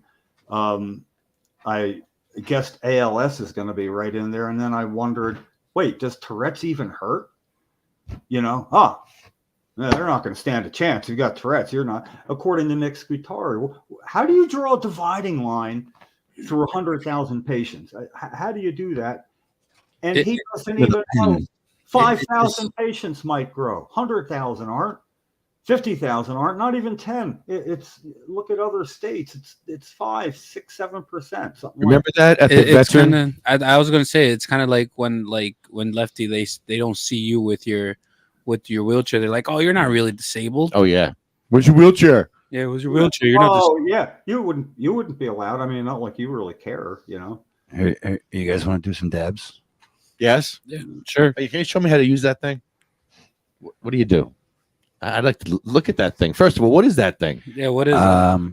Okay, so I took a little vacation. I went to California and I saw my friend who has a relative who apparently designs these things. His company makes them. They call it the Dab X. I'm not trying to sell it, but I'm going to be selling it. No, it's not bad. So like the Puffco Peak and the Carta, the Focus Carta, like those types of electronic dab rigs, little bubblers. They're good, but this one's better. The company that makes this, I went to their shop and it was just you go. It's just in like, you know, East LA, right? In just some warehouse, and you get there and it's just all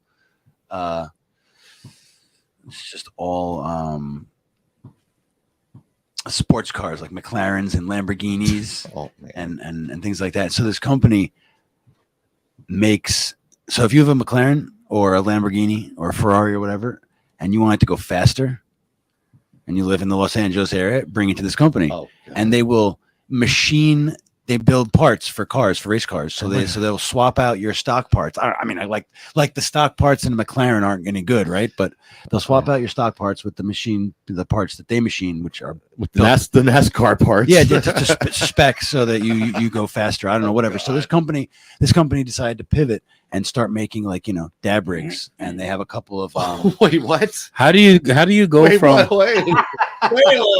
Well, because all right, here's the story behind this. Because the owner of the company, like, it's these two friends. One is my friend's cousin, and another one's like his partner, and they've been designing these race car parts for, like, you know, 20 years, 25 years. And the one guy, the guy who's, I think it was the COO, apparently he smokes dabs nonstop forever. That's what he does. He does dabs. So because they have a machine shop and his best friend can, like, build anything from a block of aluminum. Oh my God. They just decide. So I guess they built a prototype and they're like, yo, we could sell this. And then anyway, skip a little. They ended up, so they got some contracts for, like, from the G Pen brand, Grenco, like when I was in their break room, like, right. They're getting the pitch there. Yeah. Like, whether or not you think those products were any good. So they had a couple of, contracts with that company. Anyway, what's cool about this one, gentlemen, start your bongs. What's cool about this one is because it's all internal. There's no external bowl, and everything is magnetic. Can you hear me? Everything is magnetic, and well, you know, I got the headphones off me, so I can't tell. Everything is magnetic, and instead of so all the main problem with all those other types of rigs is that they get clogged. I've had them. They get clogged. You have to clean them. Yeah, because of the reclaim or whatever. So the main difference between those and this one is that instead of a downflow, it's an upflow. So instead of there being some elbow or some turn where the reclaim is getting caught and it gets clogged, it doesn't do that. So it uses gravity, and so the elbow, the turn, is actually down here, and you know, so it's at the bottom. So any reclaim just drips out into this little collection dish and doesn't stay in the thing, and it's all modular. So anyway, I was impressed, and I was like, sure, you know, I'll get one, and I got one. And everyone that I show it to is like, oh my God, this is amazing, I want one. So I should probably sell them. That is fucking sick. Put that away. We're gonna do some dabs now. That is sick. Okay, can I take a look at it? Yeah. Before we turn it on, and I also have it's light. I have some extracts that I was able to obtain as well. Some sugar wax and, you know, diamond sauce, terps, shit like that. Give me the thing, and I'm gonna load it up, and I'll show you how it works. Dude, that thing is awesome. I'll show you how it works. All right, so what's the damage on that? Probably like 200. Really? Is that a lot? No. I mean, I don't know. I don't know. That because all right. Well, so, all right, Puffco, to be fair, I didn't buy this. I got this from my friend whose cousin has this company, and then I haven't all right, to be honest, because I'm, you know, I smoke weed. I haven't looked at the email that shows me the pricing sheet yet. I'm pretty sure I got it. That's not bad. But anyway, I'll get back to you about those. Oh, look at that! I'm flying. This is wild. You're a maniac. Anyway, here, give me the camera. Put it in the street. I'm gonna operate it. All right, so we got some. It's probably over here. Some. Is this one on? This is the sugar wax, which some people have unscrupulously tried to sell as micro diamonds. Those bastards. It's not the same.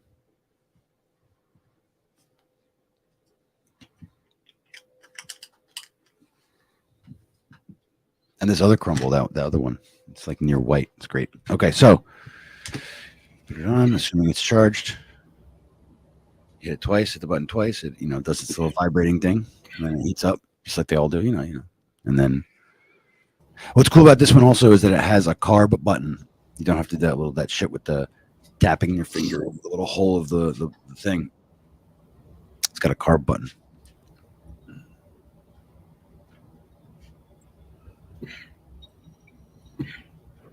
Lefty, would you like to use this?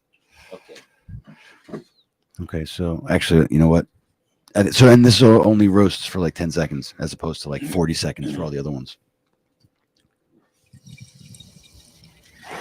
Okay, Lefty. So the way that you do it is you tap the bottom button twice, and then it'll blink, and then it'll vibrate when it's ready.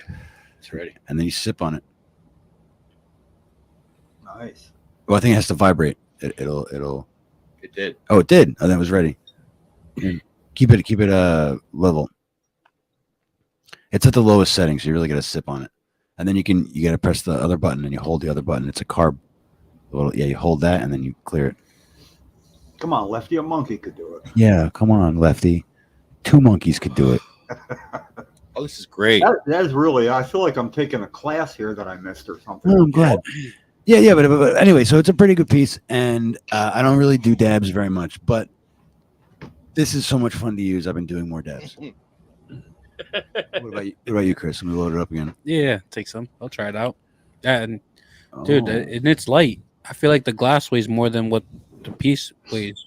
I forgot to put the cap back on but anyway, it is light. It's not bad. Looks huge next to all these little cars. It's like the size of it's smaller than a lava lamp. I had a lava lamp. I also had a lava lamp. I had a new lava lamp. Oh, I mean, mine was new too, but I bought it at a mall. I don't know why I don't know why they still fascinate me. It's, just don't drink it. Don't make that mistake. Because it's got that, it's got that looks top, the soda bottle top to it. When you take the cap off, it was like, wait a minute, wait, what? Okay, so you press the top button twice, bing, bing, and then that'll start it going, and then it'll vibrate when it's ready. It should blink a little bit too, right? Or the bottom button. I'm sorry, bottom button, bing, bing. Twice. Yep. There you go. And then sip on it when it vibrates, and then use the other button as a carb button. You hold it and you clear it. The bottom part is like as big as like a big grinder. Yeah, a big grinder, I guess. Well, because it doesn't have an external bowl, it can have a bigger footprint. We could make it hotter, in which case you get a bit. No, there's no second one. It's okay. There's a second one in there for you. Come on. I got a mute button. You don't. Wow. That's a Mike Kessler cough right there, man. That's what I filled it up twice, and I underestimated the shit. You said it was on low setting. It is. It gets there's 4 temperature settings. I would only use the lowest one, because you get the most out of it. I feel like you get the taste and all that. Now that was just some some wax type, some BHO products. Would you like to do hash rosin? Oh yes. Okay, good. Oh boy. Oh, also I brought our FSO for you if you want some full spectrum extract. We can't call it RSO because people get confused. We really have to stop. It's FECO. No, it happened. One of my friends who, he's like, oh, RSO, ew. I was like, do you still use naphtha? And I was like, the fuck you mean? Like, nah. He's like, well, Rick Simpson, this and that. I was like, yeah, I know, but no one does that anymore. No one does it like that anymore. He's like, well, you said that's like, fine. You said RSO, man. Yeah. So he's like, and it's like, fuck, man, fine. Yeah, all right, fine. But then we showed him how me and Jason and I were making it. He was actually really impressed. He was like, "Holy shit, this is way different." Yeah, it's amazing. It's the best thing ever. It's a really good. Anyway, so here, give me FSO. Yes, the FSO. You want some of this? How much you want? Just say when. Say stop. Yeah, I don't have a stop word. It's called a safety word. I don't have a safe word. Whoa! All right. He's going up my arm. There you go. That's a safe word. Whoa. That's a safe word. Yeah. Why don't you show the camera? Why don't you show the camera how much it's right in the middle of the street right now? Oh man. Oh, is that a lot? it's torturous. That looks like a good amount. Yeah. Do you want some, Chris? Yeah, I could use some. How- I don't think I need that much, but do it. Yes. Oh my I God. don't suppose if I reach my hand over in front of you, like I wish. could my finger come back with some on it? Oh, come on, man. Well, I had a cotton mouth. I got cotton mouth.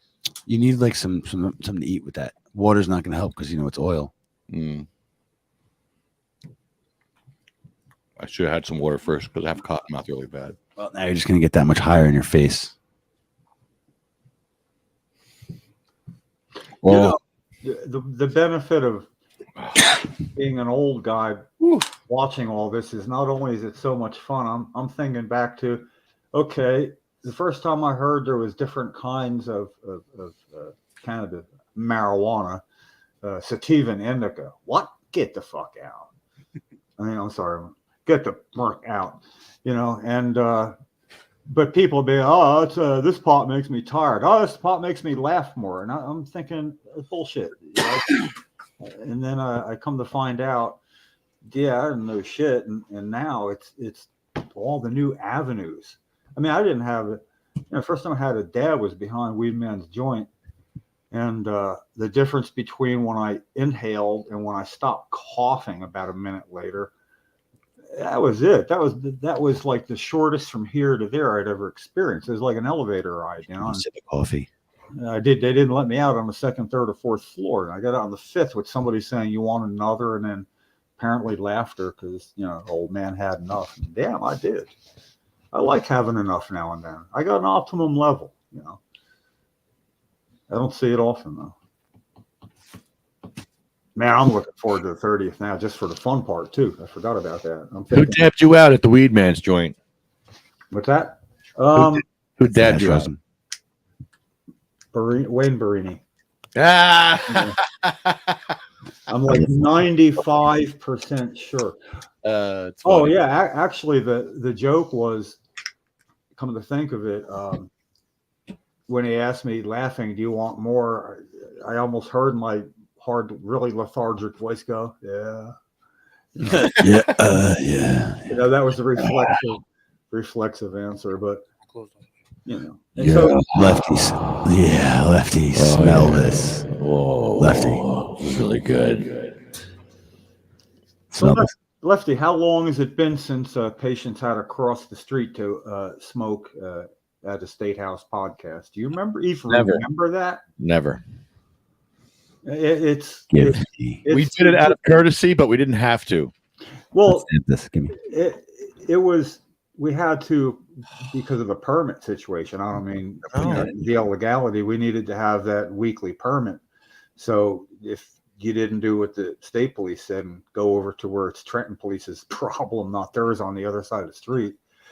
At one point, I was at your podcast all by myself, and there's 12 people across the street huddled in a group smoking pot while I was all by myself. And I thought, how silly is that? And staying there. At one point, I put on some pretty good piano music. It was a boogie woogie thing because I had control. You weren't there. And I got up and pretended like I was playing a keyboard because I know that part and I know when to go like this while the guy's playing with the left hand. And people almost crossed the street to watch me. It's embarrassing. No piano. No piano. But everybody's on the other side of the street. And I think once, maybe twice, Trenton Police stopped and, the first two people to peek their head in the window. Yeah, I got a card. Someone says, yeah, I got one. And that was it. They stopped, and it was about when they should have, because basically everybody that had a card was facing towards the road, and everybody that didn't was taking the pass facing away from the road. It just worked out that way. But now, once we've realized I call it the Stephen Kuspelitz demarcation line, where he let it joint so a state trooper would escort him to where the state trooper thought was okay, and he gave up before they reached the road. Oh my God, Lefty! So that's when we started being okay all the way out there, and with everything that's going on, sometimes I forget that it's as legal as hell doing what we're doing right now. Nobody breaking the law here tonight. Not tonight. It's getting harder to break the law. I mean, things that are not illegal anymore. Yeah. Well, except for Anthony Diaz, who is a black man in chains for growing cannabis for cancer in Hackensack. Yeah, well, for growing. Let's not forget about him. Another important thing to engage legislators about is the reality of what the maximum penalty is for a patient growing one plant for his cancer. You know, I'm not exactly sure what it is. Pretty sure it's not been changed though. So they're going to have to come up. They need to do something about that. You know, if you're going to leave the law like that, just you know, shouldn't have a record and go actually serve time in prison for growing a plant. Totally possible. See, now this is the I feel bad part. Ah, damn. But we have social justice, right, Jim? Social equity, right? Yay! Don't we have that? I remember what we were talking about, Lefty. Do we have it? I mean, you know, It doesn't seem like it. I mean, the main part with me with now is, I guess, there's a lot of places where they're banning lounges. Ooh. A lot of people are looking at it a recreational way. I'm looking at it as like people that are living in housing and they can't smoke inside. You know, it gives them an outlet where to smoke. Like you know, if not, these people they have to smoke outside in the cold, the rain, snow. You know, so it's not only a recreational thing. No, that's such a slowly progressive thing. You know, especially when it's not like we're leading the pack. You know, there's always another state that's going this way before us. We're not groundbreakers. And that's another thing that we got to play a little more offense on the home grow area, especially for patients, where if we are a state that has legal cannabis for adults and a medical marijuana program, we're the only state that has legalized cannabis that doesn't have home grow for their patients. So that's a 100% outlier state. Then amongst states that have legalized its possession, just not possession of a live plant, you're still an outlier state there. The burden of proof shouldn't be on patients or adults to prove why they should have it. It should be to prove why they shouldn't. And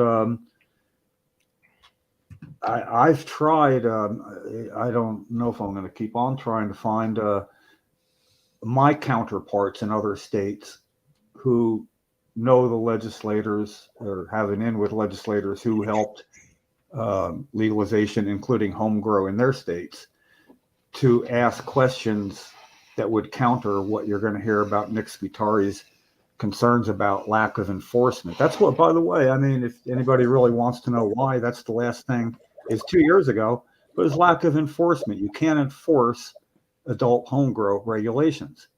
So that's if that's his main point. You know, other states don't have that problem.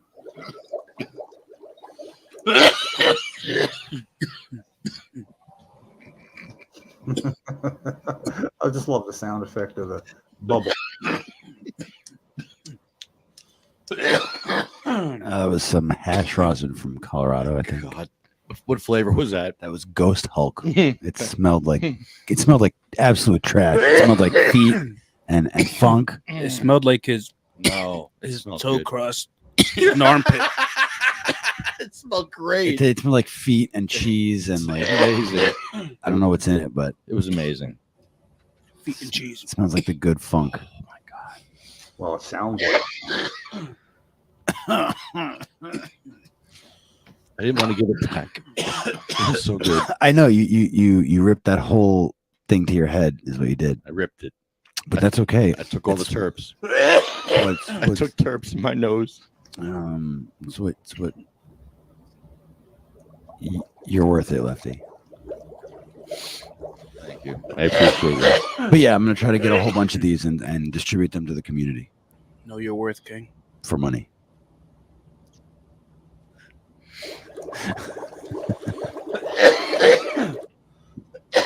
If I buy enough of them, I'm sure I can get them to people for less than $200. So we'll see. Well, people keep asking me, can I set up a table and sell stuff? Like, it's free. Everything's free. What? Where? At the State House.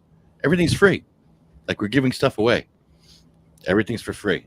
If you're going to show up and protest, you're going to be gifted with weed. There's a dab bar. It's going to be insane.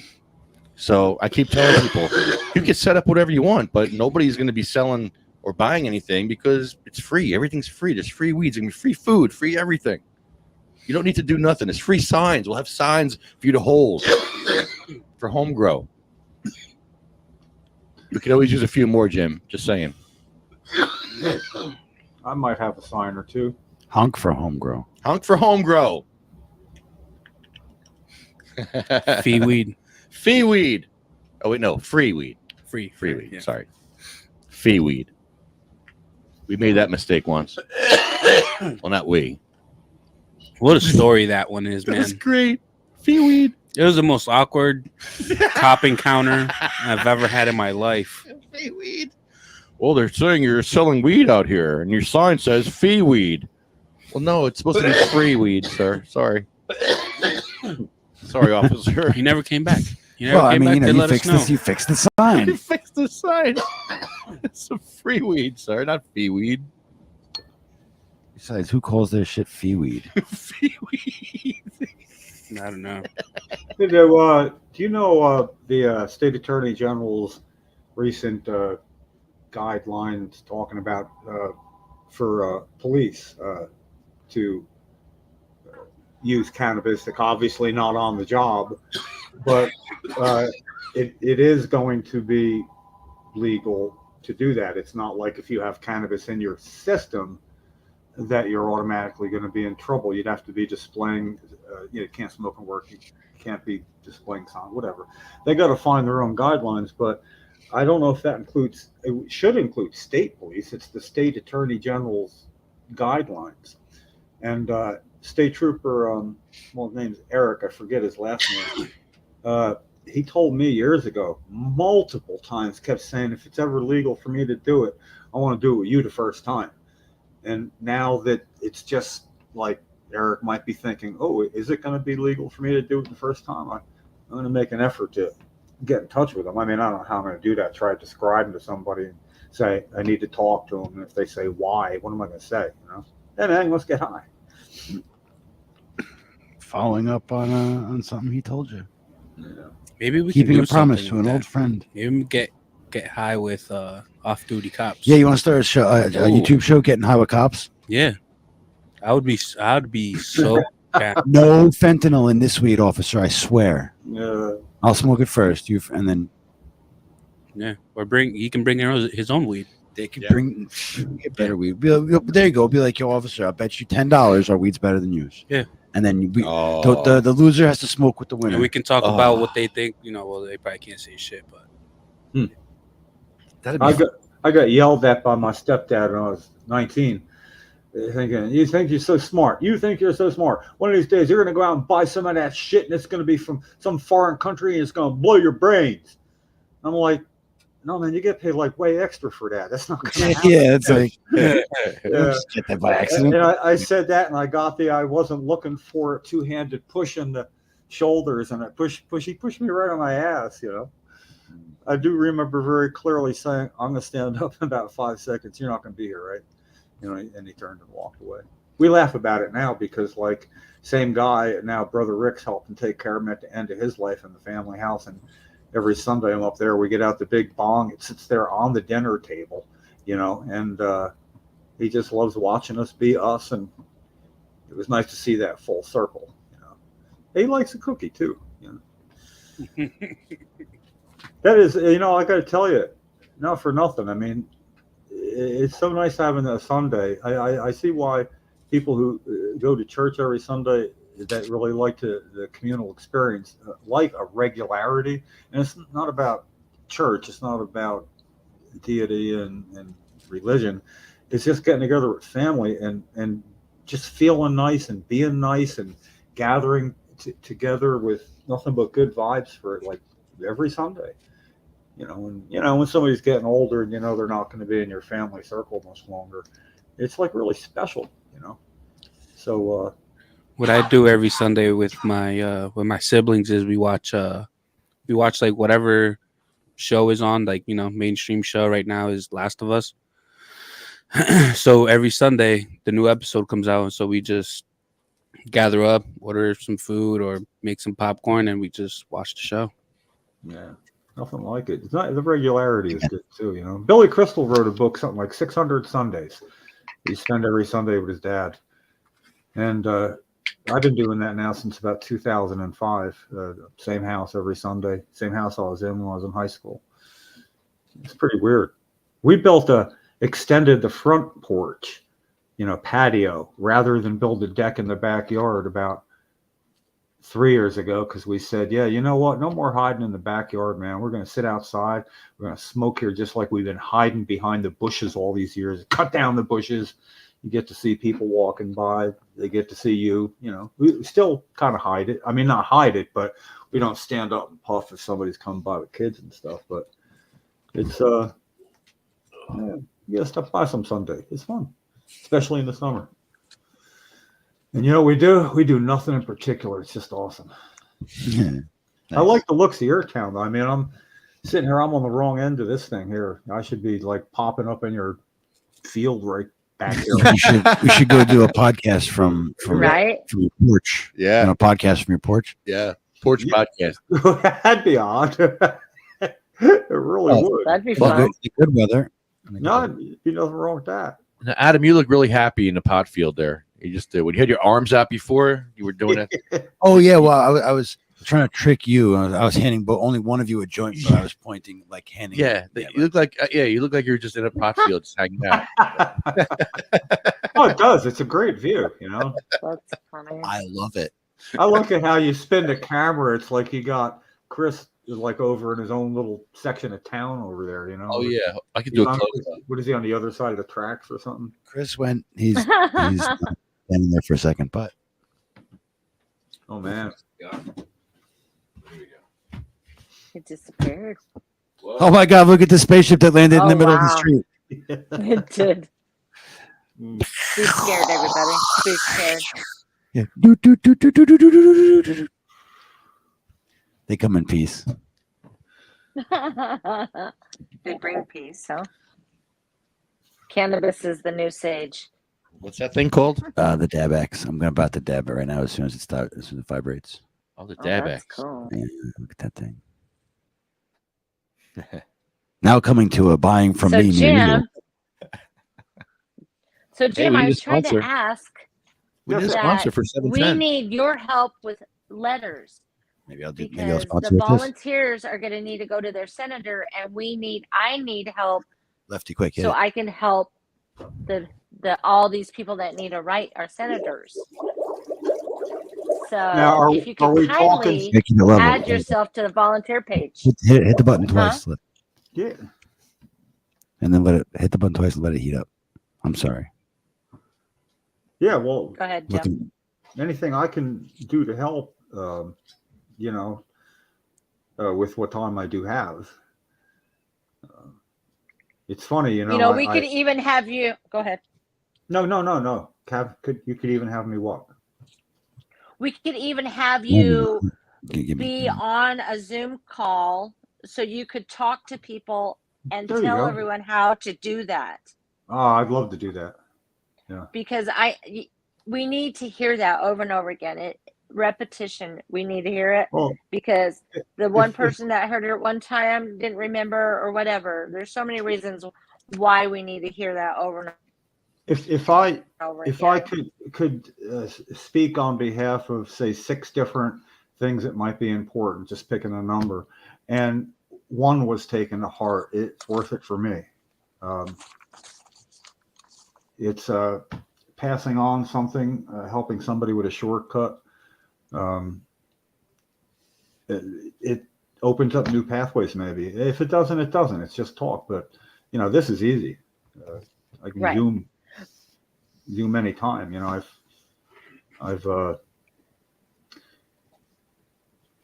It's sometimes, look, the littlest thing, if you don't specifically ask for a return, say, I look forward to your reply or something like that, legislators can not reply and say, I didn't ignore this person. I read everything and I took it to heart. Actually, I believe I talked with somebody about it after that.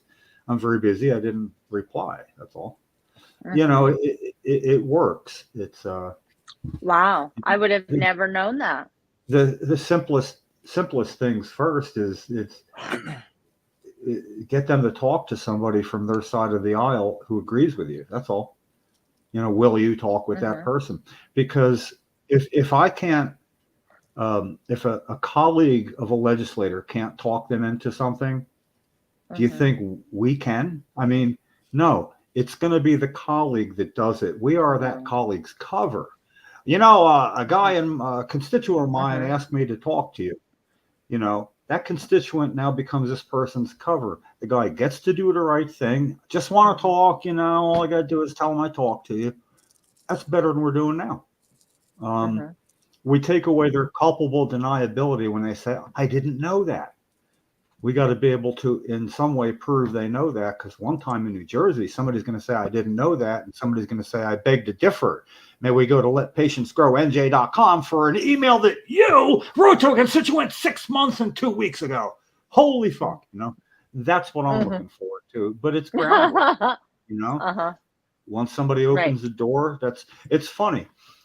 I formed a coalition with Ken Wolski because I was the hammer and he was the policy wonk. That's the way we liked it. He was the registered nurse who got the New Jersey Nurses Association to support medical marijuana as expeditiously as possible. And I was the one that would open the door by walking across the state or just showing up where I'm not wanted, or and now it's sort of like, not the other way around, but Lefties opens the doors for me. It's he's the one with the credentials and the joint resolutions and things like that. And joint resolution. Yeah, from Cody. Cody, who still won't help us. Yeah, right. He still won't help. He'll write a resolution, but he won't do shit. Lefty, I don't know if I think I sent you off a letter last month on speculation. I said, I thought I'd write you one to send off. Maybe it was for Cody. I was doing it just because that's what I do. Like when I'm taking a break from doing other things, I say, I want to write a letter to Cody. Lefty will probably do it. I wrote it down. He ignored all of them. He ignored all my letters. All of them. Yeah, but if he ignored them, then I help you write what I call a nudge letter. It's really fun because that becomes nudge part of the conversation then. And then when somebody reads it like a story, you're not writing him a letter, dude. You're writing a letter to everybody else that might read it down the road. I know. You're performing for the crowd, not being any more genuine than he is. You're going to beat him at his own game doing this, So since I moved to Bayonne now, I went to Senator Cunningham yesterday. So I'm going to get in her ear about some stuff. But she supports home grow. She's all for all that. So. And she's your assembly person? Yeah, no, she's a senator. She's a senator. Cunningham. Well, then she's a Democrat, I'm assuming? Yeah. Has she asked Senator Scutari to post 342 for hearing? Yeah, that's what I'm gonna push for. That should be your only question. See, now I'm helping you out. Yep. Honeybee's watching too. She's trying to see how you're taking this. It's like, slipping him a little education. How's Lefty gonna react? I'm writing notes. Yeah. I have the nudge letter. Yeah. Well, it is. If I have really fun writing those because it's not really sarcasm, but it is. But there's no way they can know, so it becomes fun. Seriously, dude. I wrote one, and I'm going, please ignore this because the next one's killer. I mean, I got it in my mind, And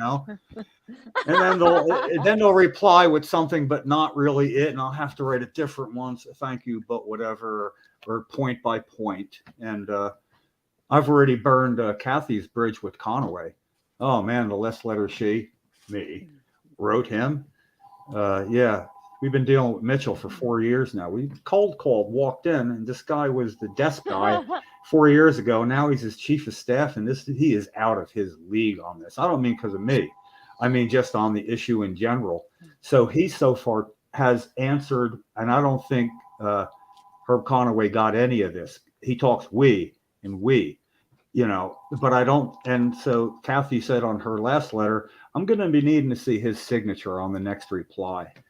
I don't think you're really getting in touch with him. I got to be honest with you. I think you're trying to handle this yourself, and you're kind of over your head, Mitchell. So whatever you reply, please have his signature on it so I know he saw it. And that's like condescending, a little bit rude, a lot of sarcasm, but low key. I don't even know if he knows that. So basically, I was kind of threw that one over my shoulder and blew up the bridge after I walked over it with her. But that's because I'm doing something for Mary Pangburn this Saturday. I'll be over at her house, and she's also a constituent. So she's going to be sending off a letter and a 15-second selfie attached video about, I was talking with Kathy, and she told me that you wouldn't get back to him about this. So then she's going to ask the question. And then Mitchell's too stupid to know, Mitchell, this is me. You know that Kathy's first letter said you can either talk to Jim directly or through me. And he didn't answer. So what does she think? And then Mary, and then Michael Brennan, and then Peter Rosenfeld, and then Colleen Begley. One by one, it's just going to build and build and build. It's fun. Once you get going, and it's fishing. If you only go fish to catch fish, you're missing the best part of fishing. There's something, I don't even like fish, but I like being there. You want to go fishing, I'll come hang out and not even talk with you. I just kind of like being out there. So you get your lines in the water, so to speak, like if you had a bobber on the end of it, and he doesn't like fishing, but he's great at it. You start getting bites here and there, right? Then you need more people. Quick, I got 100 poles in the water. I got goddamn 5 bites at once. Funniest thing I ever saw, I swear to God, fishing. Long Lake in Canada, my brother's place, where they have it's like a campground thing, a big trailer. And it's 23-mile lake, so we kayak, and you can hear things. I'm not kidding, a freaking mile away, coming up the straight lake. And it was like a Norman Rockwell scene, a little campground with a father and son standing there fishing. The dad was fishing and the son was just watching. Mm-hmm. And he caught a fish, and it's got it out. It's flopping around. It's going, get the net. It's up at the house. And you took your kid fishing, and you didn't bring a net. And this is the kid, like, I'm going to try not to laugh because he could probably hear me laughing too, But basically, what I'm saying, you got to plan for success if you don't want to get laughed at, Right. Yes. Yes, we're planning for success. I feel like Jim could help you in your upcoming endeavor with the church. Oh, and ramp.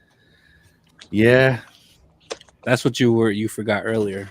Yeah, I got to write a letter to my church about wheelchair accessibility. My third letter in 3 years, so I have to be stern and to the point, but I have to talk about why I don't use my wheelchair there, and that kind of stuff. Somebody took the wheelchair ramp that was there, and they took it. Took it? Stolen? I thought it was stolen. So I'm running around looking for it, and I found out that one of the workers just took it and put it away. He didn't like it. Nobody was using it. It wasn't exactly compliant. So he took the situation that was poor and made it worse instead of making it better. So, but the lack of contact to me is the needle that sticks. He knew it was you. He didn't even say anything. I said, "Did anyone tell you to do this?" He says, "No." He says, "I've been meaning to do this for a while." I'm like, oh, great. So I wanted to ask you something kind of along these lines.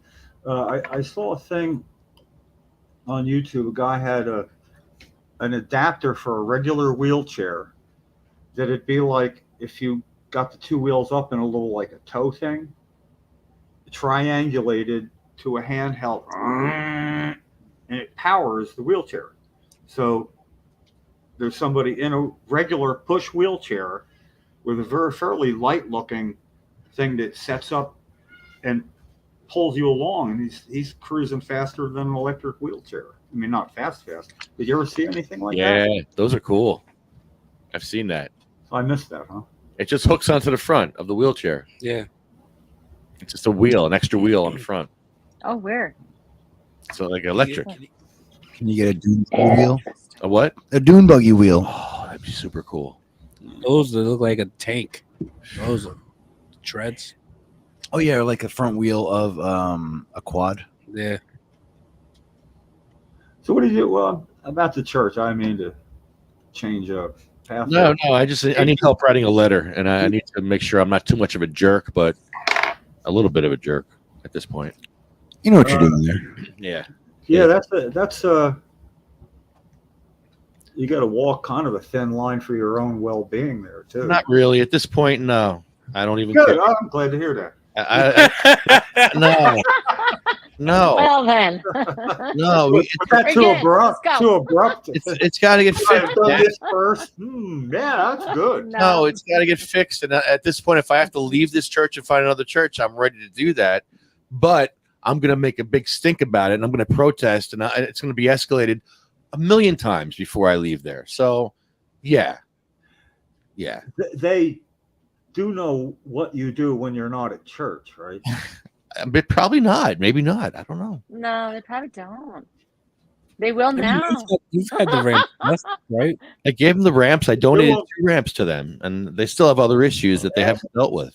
Ask them to Google search you. Just say, do a Google search, find 2 or 3 keywords. No, seriously, look at it yourself first and try to see which way gets you the better presentation.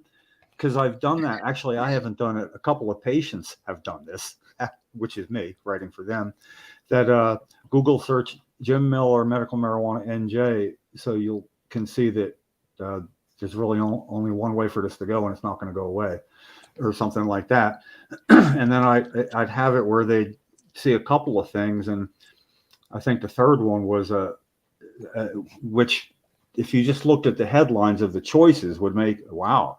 And on with what's his name, Steve Adubato on New Jersey News or whatever, nice looking picture, and then an article in whichever it was, where Jim Miller got there early at 6:45, so his car could be seen clearly at the State House, and they showed it. It's like about Scutari, and I did that when I called his office, and I'd never talked to Sean before, and a guy named Sean answered. He's the new guy. Yes, he is. And I told him in the beginning, you might want to do that. And I couldn't hear the keys clacking, but I could feel it, that he was actually at his computer, as I'd hope, and he typed in. I said, Google search. He was already Google searching. And I was talking about another 20 seconds, and he said, yeah, listen, I did what you suggested. I did look at the Google search, and you could hear it. The conversation changed. It totally changed. He was listening after that. So there's another thing people can do when you get somebody on the phone. Lefty could do that. I could just see a church elder, if they have church elders, saying, so your name's Lefty? I wonder, is he Edward or Lefty? Are you Lefty at church? Bye. Yeah, I'm Lefty at Safe church, travels. and I do volunteer at the on the video switcher. So I am, I do talk to the preachers, the pastors, Yeah. and they've told me that that's the way it is. That's the way they did it, and that's the way it is. They put me off to the senior pastor, and we walked around the church, and I showed him what the problems were, and he says, well, I don't think we're going to fix it, but I'll look into it. And he just kind of blew me off. And I saw the lead pastor last year, and I said to him, are we going to get a permanent fixture? Have this ramp here for a year this portable ramp. We need a real solution for this, a permanent solution. And he kind of was like, no, that's the way it is. That's how it's going to be. So there's no thought put into this at all. Hi. Hi. I want to offer them a wheelchair and ask them to spend a day in a wheelchair. Who's real and Hi. who's not? Hi, Kathy. How are you? Who's real and who's You not? know, they ask who's real and who's not. She's looking at this whole. Well, this is Honeybee, and I'm real. She's never seen your little downtown area there, and I think it's a little confusing. Is You the know. guy on top Yeah, of the that's Honeybee. That's Chris. Oh, you know, okay. That's How are you? Hi. That's Jim. Yeah, hi, Jim. Lefty. Where's Lefty? I'm over here. Oh, I He's see you hiding now. up You're there. moving. You're part of the sign. But I'm Well, thanks for sorry. stopping Well, by. there's two lefties. There's a little lefty over here Yeah, with the 10 Commandments up his nose. yeah. I got to plug that back in. I really hear good when I got these on. You know. Plus, the instructions said to use headphones. No, the instructions for this Zoom-like setting. What is it called again? Oh, StreamYard. Yeah, your headphones Yeah. are the best. Yeah, they are. So, well, anyway, I hope you good luck with that. I hear what you're saying, but you know that's the thing about the churches is they're more into telling you how it is than not negotiating how it is, and that's good. That's the purpose, you know, to do that. I guess, you know. I mean, I don't have personal experience, but it's the way I imagine it, and that carries over, I would think, to even this, which is while they may be really well prepared to guide you spiritually,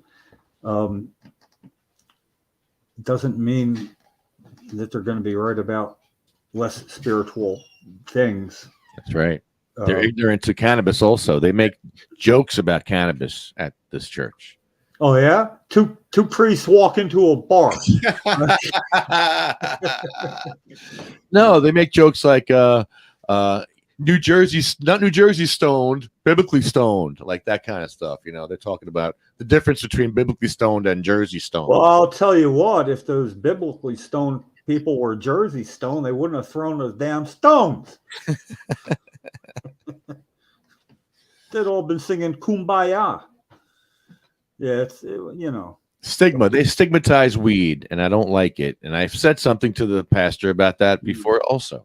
Because I said, I'm a medical patient, and I feel you're stigmatizing me as a patient when you make these jokes about cannabis. Well, you know, I tell you about fishing, and now it's easy to go fishing with Facebook and everything else. I mean, when I said not the pH fishing, the fishing for people.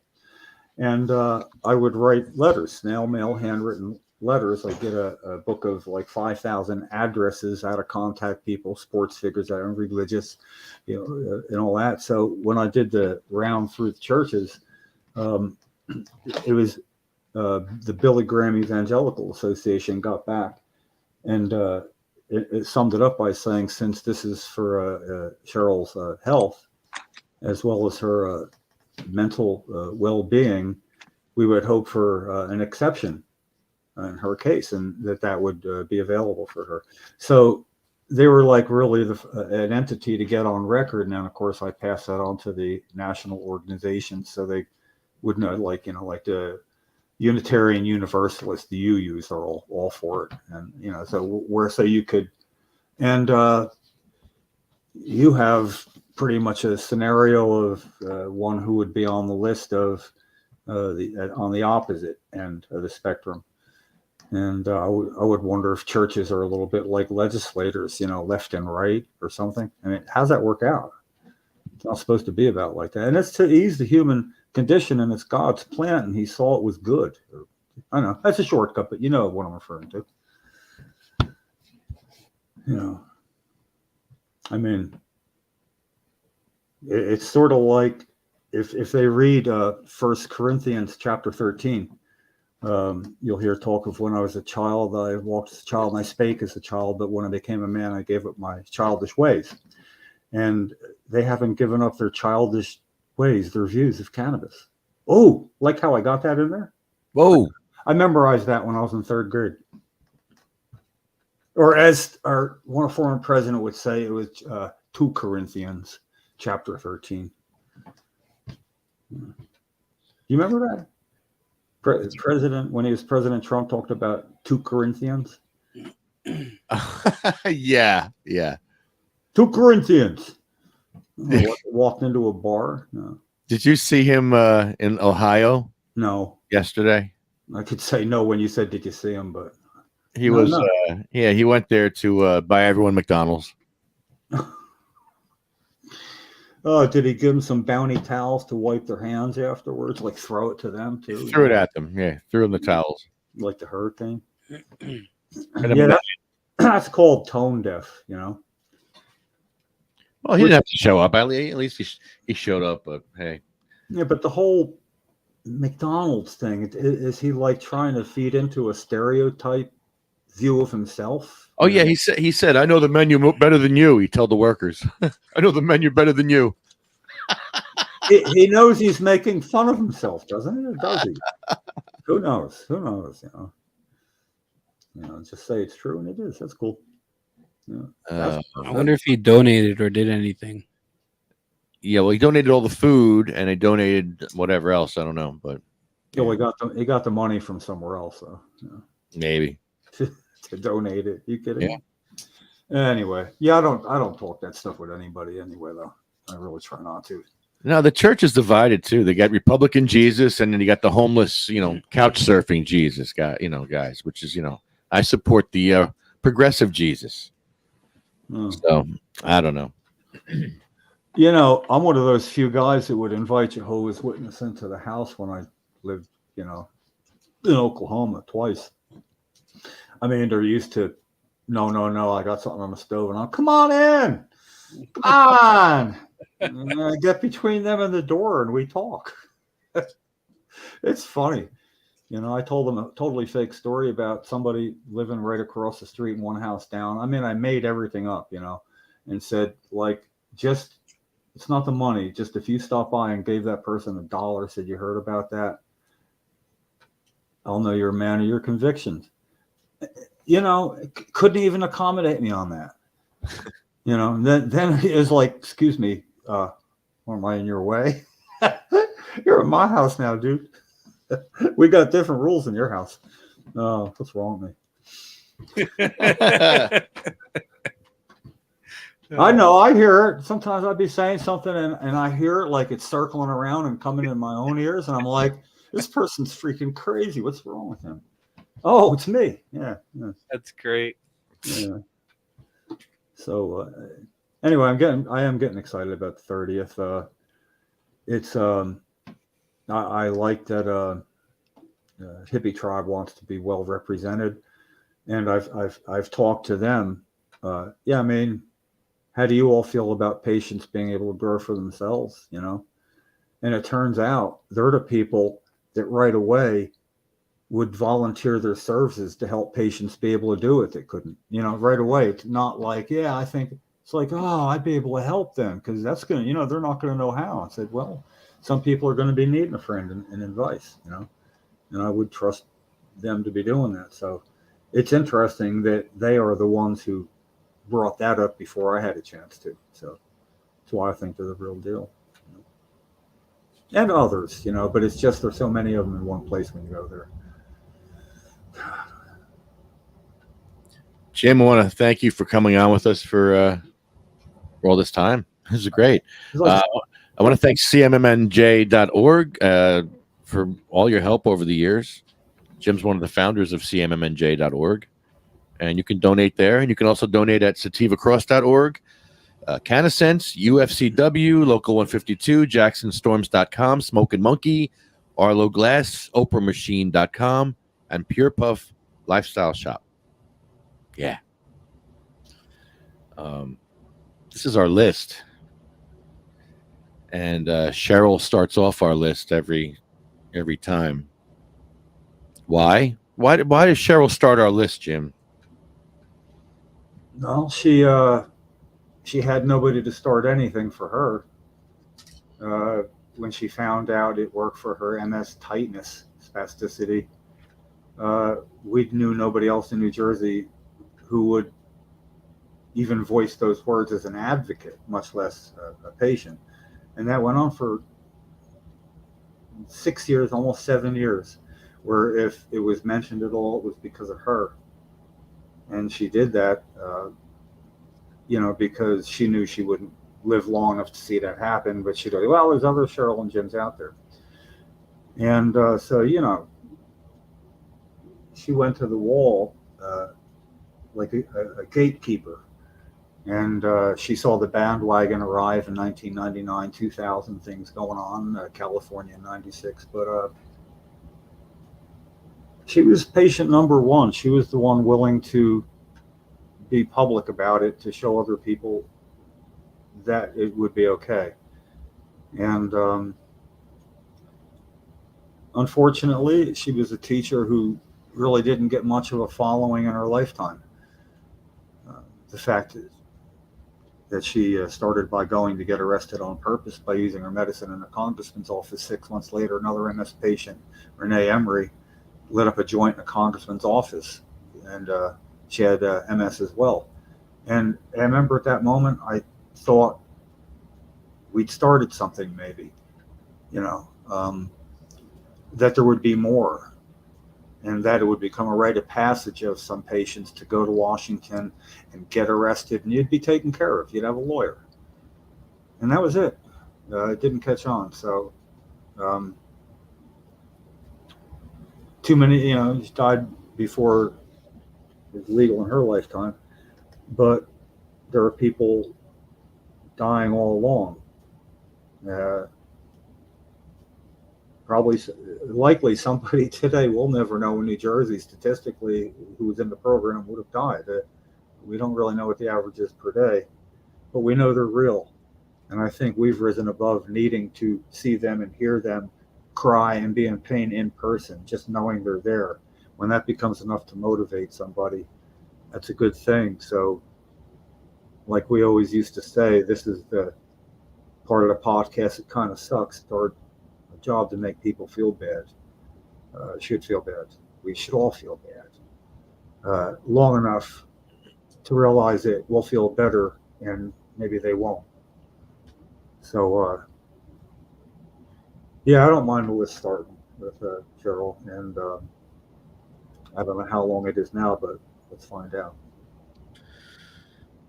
Sabina, Diane, Gracie, Cindy Mae, Marie, Jack, Joan, Randy, Polly, Bill, Chad, Jeremy, Colette, Matt, Troy, Russ, Roger Barber, Jay, Ella, Hattie, Jackie, Anthony, Jake, Armando, Felicia, Lynn, Dan, Sean, Joyce, Lori, Frank, Ryan, Flo, Carl, Thorne, Frank, Lorraine, Terry, Charlotte, Cher, Jaybird, Michael, Marley, Colette, Brendan, Red, Rico, Lulu, Becky, and Jeff.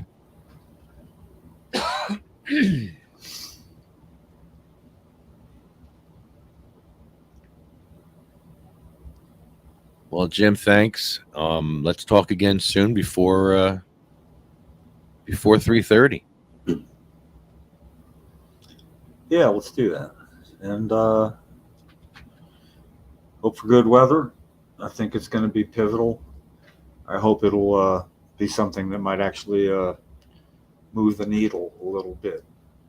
Something could happen there that may branch off into the year to do something that wouldn't have happened without you making the effort. So let's start the year. Let's start the year off strong with a nice home grow rally. We got North meeting the South. We got the biggest party in the North, the South, the Hippie Fest, meeting the biggest party in the North, the Smokers Club, and everyone's going to converge on Trenton. It's going to be amazing. So I have about 50 signs that Joanne gave me. I'm sure you have about 10 or 20, maybe. Bring them. I'll have a couple. I send out the sign fields. You're the sign guy. Yeah, I'll be wearing my Hippie Tribe colors because they give you an extra raffle ticket. Everybody's going to get a raffle ticket. Did you know there's going to be a raffle? Is that a secret? There's a raffle. There's giveaways. There's a dab bar. It's free food. It's going to be insane, Jim. Yeah, I would advise people to bring whatever they want in the way of signs or anything, but do not forget to bring an empty freaking baggie, an empty one. Oh, for your weed. Yeah. Just bring an empty baggie, put it in your back pocket. You'll think of me later. Oh, bring your own weed bag. Right. Okay. Guy reaches out with a handful. What do you do? What do you do? He's going. He's. Yeah, what are you, amateur? You've never been to a hippie farm thing, have you? Hippie tribe thing. Oh, God. Yeah, always bring an empty. I bring an empty for others, too. Bring a couple, somebody else. Here, what's the matter with you? You ever been here before? I remember the last time I was there at one of your podcasts. I forget who it is when I had my empty bag. He said, "You don't got another one, do you?" I go, "Yeah." Oh, was that too quick? Here. Yeah, so that, and when was the last time that was something to bring at a podcast at the State House? And come a long way, baby. And a lighter. Yeah. And a lighter. And a lighter. 2. Because you're losing 1. Yeah, that's the first hippie tribe thing I went to. I gave away 3 lighters because it was like, hey, you got a lighter I could borrow? And I'd hear. And then while they're using it, I take out the other one. They go to give it back, and I got another. A little while later, it happened again, and I got another. I got like 5 or 6, Oh, man. I've been around the block. I'm telling you, it's got advantages. It really does, man. All right. Hey, listen, thanks for it's like being in your home for the evening, like being in with Mr. Rogers instead of just watching in the TV. Of course, you all didn't share any of your good stuff with me, but virtually. Yeah. Don't worry, I'm okay, man. Hippie Tribe takes care. Those guys are good, man. Yeah, they're the best. Yes, they are. They really are. All right, man. I'm on my way. All right. All right, Jim. Good night. They went with songs to the battle. They were young, straight of limb, true of eye, steady and aglow. They were staunch to the end against odds uncounted. They fell with their faces to the foe. I love that. They shall grow not old, as we that are left grow old. Age shall not weary them, nor the years condemn. At the going down of the sun and in the morning, we will remember that. We will. Thanks, Jim. All right, man. Catch you on the rebound.